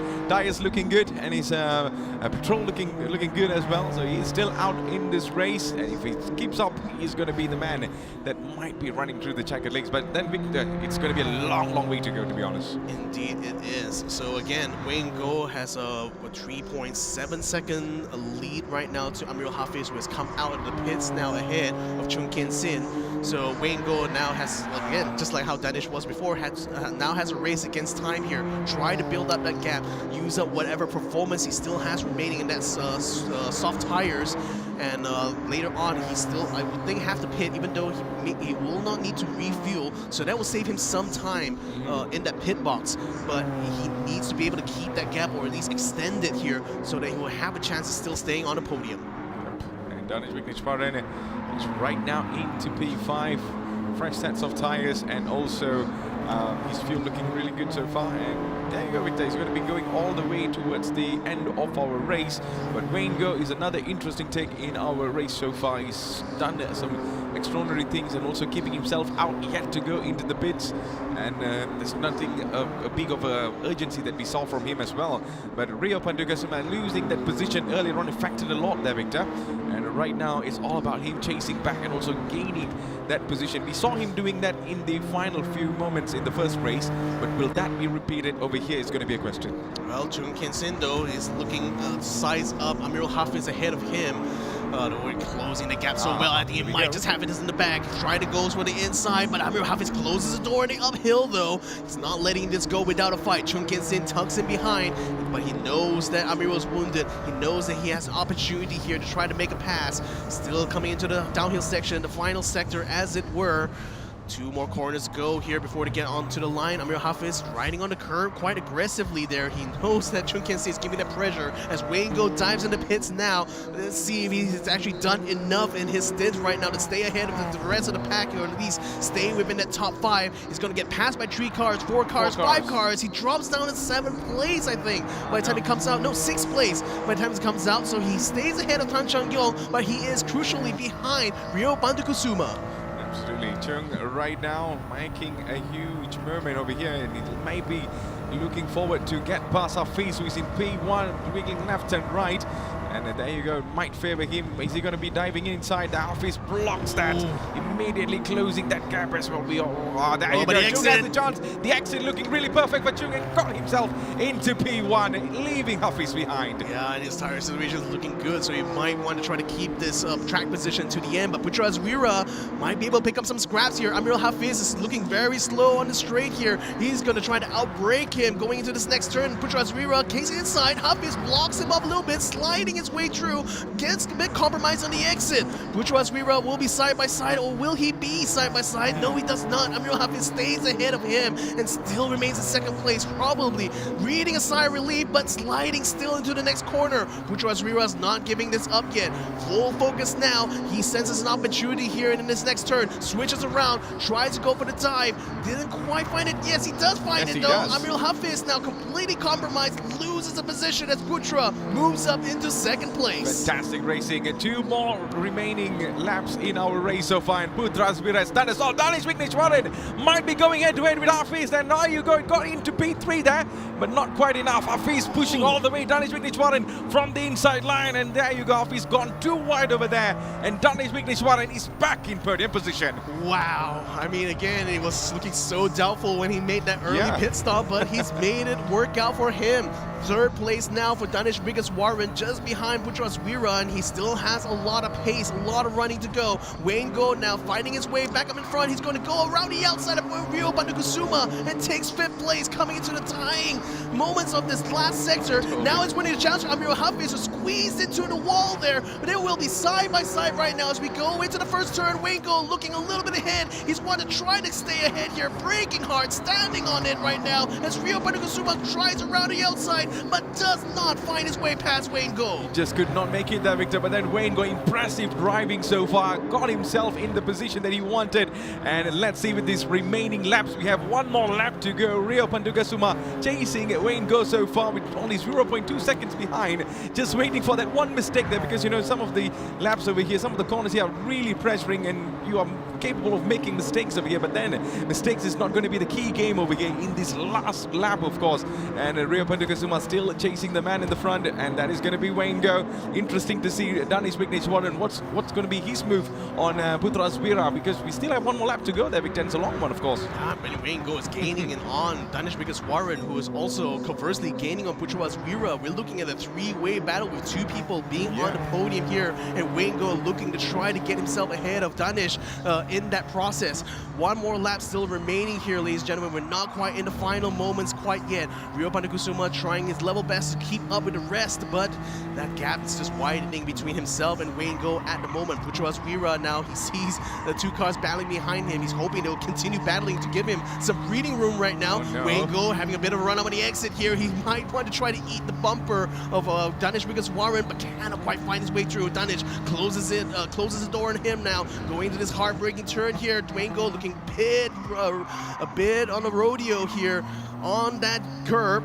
Yeah. Still trying to close the gap, still not able to find the gap. Yeah, still not able to find the gap, of course, there, Victor. But then they're really close to each other right now. Wayne Go might be looking for that one comeback moment of his life in this race so far. Earlier on, we saw how Danish Vigneswaran got past Wayne Go in that final dying moments. But is this the moment that Wayne Go is able to prove everyone wrong and also get back into that podium position, leaving Danish Vigneswaran behind? But there you go. It's going to be a long last remaining lap from this side over here, Victor. Oh boy. Here we go. Wayne Go now, he's trying to look at alongside here. He has it inside, but can he outbreak Danish though? Standing on the brakes together, he sneaks ahead. He sneaks ahead of Danish Vigneswaran and tucks him behind Putrajasvira to be on the podium here.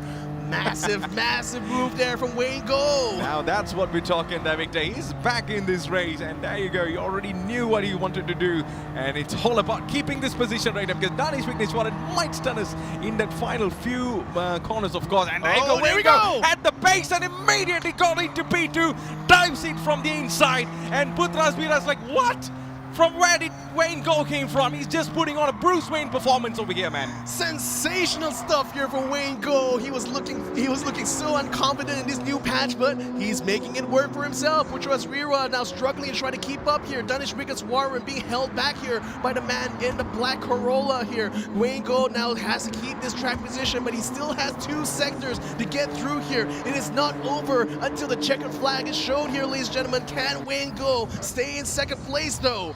Yeah, that's going to be the biggest question right now. Final remaining lap. This is the final lap, of course. This is the final moment. Danish Vigneswaran has a huge gap of 0.5, but it's going to be Wayne Go up against Putrajasvira. And right now, Putrajasvira tries to drive it from the inside. And we see Wayne Go closing that as well. Amazing defending coming in. And Wayne Go, how did he got that pace there, Victor?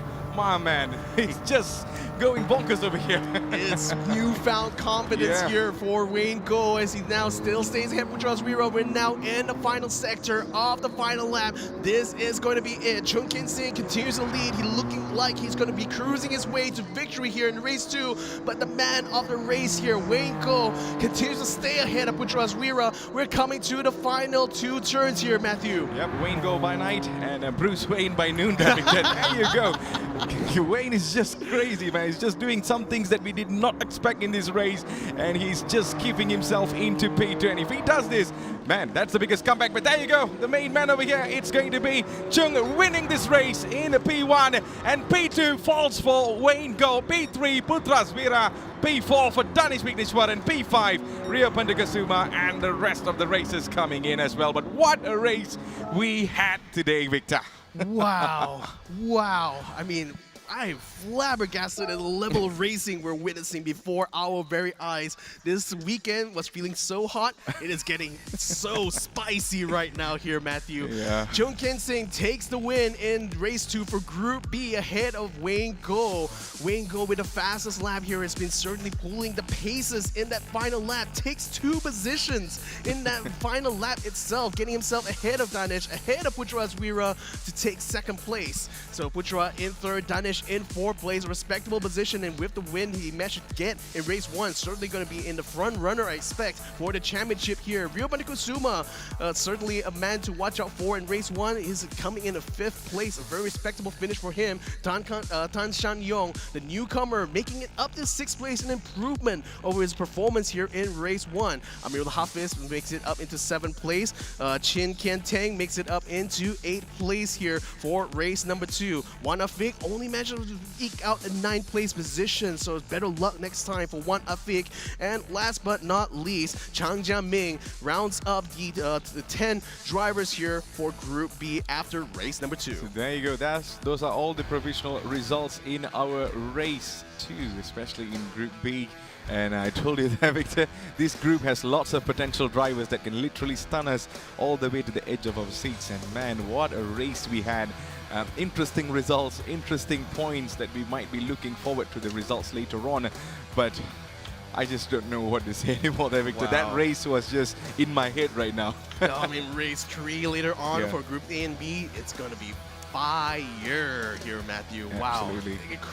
Incredible stuff we're witnessing before our very eyes. A new level of challenge now into the GT Cup Malaysia for 2024, and I hope this competition continues to heat itself up.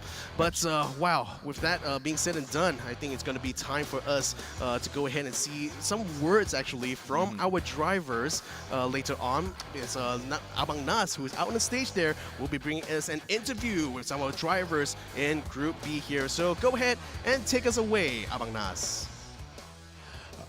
All right. Thank you very much. It's interview time. As you said earlier, our dear race commentators, it's an interesting race with interesting results. And I'm here with Danesh Vigneshwaran, who won race 1 in the most spectacular fashion, taking or cutting past Wayne Go to clinch top spot. And this time around, Wayne Go did the same thing to him. So Danesh, here in race 2, what went right, what went wrong? Well, for race 2, I pretty much had a pretty clear-cut strategy. Just do one lap on the medium and then the rest away on the softs. Although I had to do the last stint was actually a pure tire saving stint, so I could not push as much as I wanted to. So maybe that was the thing that went wrong. Is maybe I could have done what Wayne did, like just go one lap longer on the medium, which actually wasn't too bad, and then just push the rest of the way, which actually would have been the better strategy after all. There you go. So Wayne was telling me earlier in the first race that he got his strategy wrong. He obviously had done some modifications to his strategy. Is Alsace one of your better tracks? Actually, no. It's actually one of my worst tracks in the game. Yeah, I mean, apart from last year's GT Cup, I've never driven on this track ever. I mean, up until this year again when this is a semi-final combo and, just have to train back again, get used to the track again. So for me, it's okay now, but if there was any other race here apart from GT Cup, I probably would do it. And also you got to get used to the patch as well, right? Yes, the patch, yes. A lot of us have been finding that one thing is the tire model has changed a lot, so we have to bench the tires better, and the braking physics has changed a lot, so we have to trail brake more efficiently to avoid spinning the car under the braking or locking up overshooting the corner. So it's a new skill. Well, it's all to race 4 in race 3, Danesh. Wishing you all the best, all right? You're the guy to beat. Everyone's got their eye on you. But also, we've got some surprises with our race winner for race 2, Group B. Let's walk over to Mr. Chung Ken Sin. Boleh, sabar boleh ba kalau kau? Boleh, bosku. Ya? Bosco. So, tell me what went right over there, because you were pretty much playing around the middle because you started from the back of the grid. And what went right for you? A lot of people are saying, wow, look at the way he just cut through the chicane. Is it luck or is it skill? Luck does involve, but I knew from race 1, I messed up that where I have damage, right? So I realized that at the second lap, I don't want to lose too much points, so that's why I have to be aggressive. Straight with soft tire, attack, don't care, go all out, and pray for chaos behind. Wow! So I suppose after race 1, you take a look at how things are going, you decided to be more aggressive, right? So among the drivers that you've, because you came from the back, you've had to beat everybody else to go to the front. Who is your biggest challenger for Group B? For now, either Danny or Wayne. Wayne, huh? Wayne, he's quite fast. I'm very shocked by his pace. I'm also quite shocked by that last move that he did. Even the commentators were saying, wow, from Wayne Go, he became Bruce Wayne in the afternoon. So we take a look at race 3. It's going to be a new track, Deep Forest. And we're talking about new car as well, the Supra, rear-wheel drive. Is the strategy going to be the same? More aggression coming from you? Very hard to say because the car is very light and very easy to oversteer. Oversteer means burn a lot of tires. So I think it depends on your qualifying pace. If you're qualifying, you get a good position, you have the right to be aggressive. But if you do not have a good qualifying, you have to observe what other drivers are doing, then react to them. That's my opinion. I see. So you're going to be a reactive driver, or it just depends on the situation? Depends on the situation. Excellent. See, this Sabah guy, cool and confident. He's taking a look at the situation and making decisions as he races. And it proved to be a successful strategy. Well done, orang Sabah. And we'll watch you in race 3 in just a few moments. We've got time for one more interview. We're going to be going over to one person who actually has done really well. He was he was touch and go for a bit, but now we go to race number 8. Itu dia Putra Azwira kita. Tuan Putra menggelabah race pertama tadi. Apa jadi? Kita komen sikit race pertama dan race kedua. Race pertama? Race pertama saya punya qualify tak okey sebab tak adapt lagi dengan pedal, steering wheel. Oh ya ke? Sebab dekat rumah dengan kat sini lain. Oh, kena gamepad Okey, sekarang dengan rigging dan insyaAllah dah dapat feel untuk physics baru dia. How's the new patch, macam mana? Fizik baru bagi saya okey sebab dia ubah sikit dengan dari segi tire management tu. So nampak macam okey lah, bagi saya okey.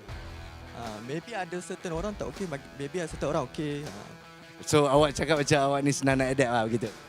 Boleh lah. Okay, so talk us through race 2 just now. Di mana anda sebenarnya datang daripada tengah-tengah kan? Saya dari tengah-tengah. Saya nombor 5 starting. So apa masalah yang kita hadapi dekat sana, terutamanya bila kita lihat some of the other drivers macam Danny, macam Wengo, blistering pace, tiba-tiba Chung Kai-Shin pula boom ke depan. Jadi anda rasalah, what are your prospects to make it to the grand final? Cerah ataupun tidak? 50-50 lah. Kita pun tak tahu race kan. Tiba-tiba mana tahu, tiba-tiba spin ke, accident ke, sekelip mata je boleh jadi. Wah, sekelip mata dia boleh jadi. Betul lah macam real life Memang, benda ni memang sekelip mata je boleh jadi. Alright, next race di Forest Valley dan juga Supra bro. Confident ataupun tidak for race 3? Boleh lah, cuba yang terbaik dah lah.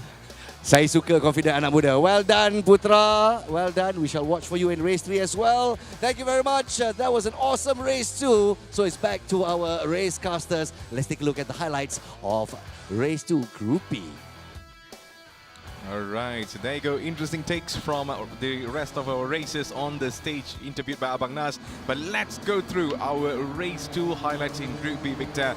We saw lots and lots of turnovers in this race. Yeah, lots of turnovers indeed. I mean, I remember how Physical managed to get a good lead in the beginning of the race here, but a lot of the battling was going on in the midfield. I mean, Ryo Panakusuma finds himself in like a four-way situation, you know, trying to fight for a 5th position, but Chuming actually made his way through here in this turn, which is an amazing move there because he lost that position again to both of those drivers who were fighting for him. And this was a big mistake that Ryo did, which allowed Danish to actually get past him eventually, as he does here in this clip. So, I mean, again, Danish, you know, he's been so consistent in being one of the toughest people to battle against here in Gran Turismo, and this performance here exemplifies why he is one of the dark horse in this competition. He's been a dark horse for a lot of seasons here for the GT Cup. So this is where, but this I think is where Wayne Go is finally coming into his own here as a major competitor in this race. I mean, the performances he managed to make, the last minute moves that he did was just spectacular to watch. Chung Kien-sin though, he made a nice and clean race here. His pit strategy worked out so well, allowing him to take the win here in race number 2. 25 points now going to the Sabahan. So is East Malaysia going to have a rise here in this GT Cup this year? That's going to be a huge question to look forward to there, Victor. I do not know the answer, but I'm looking forward to it. So there you go, P2 for Wayne Go on 18 points, Putra Azwira on 15 points, Danish Wigneshwaran on P4 with 12 points, Rio Pandugasuma on P5 with 10 points, Tan Cheng Yong on P6 with 8 points, Mohammad Amirul Hafiz on 6 points on P7, and P8 Chin Kien Tang on 4 points, one Mohammad Afiq on 2 points with P9, and last but not least, Chang Jiang Min on 1 point. So, you ready for the overall results there, Victor? Oh yeah, I can't wait to see. Here we go. So Danish Wigneshwaran tied together with Wayne Go here. 39 points for both P1 and P2 for Group B after 2 races. This is going to be a sensational race 3 on the cards here, ladies and gentlemen. So make sure you stay tuned for the second stream later on. Chung Kien-sin, after having taken the win in race number 2, moves up into 3rd place, overall only 1 point behind the 2 front runners. It's going to be a tight battle here in Group B, my man here. Wow. I mean, again, race number 3, I cannot wait for that to go down because this is going down history as one of the tightest races we've seen in GT Cup Malaysia. Absolutely. New era is about to begin there, Victor.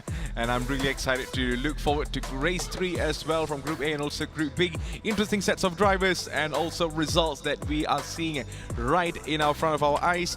And I'm telling you, it's going to be a huge race in race 3 later on.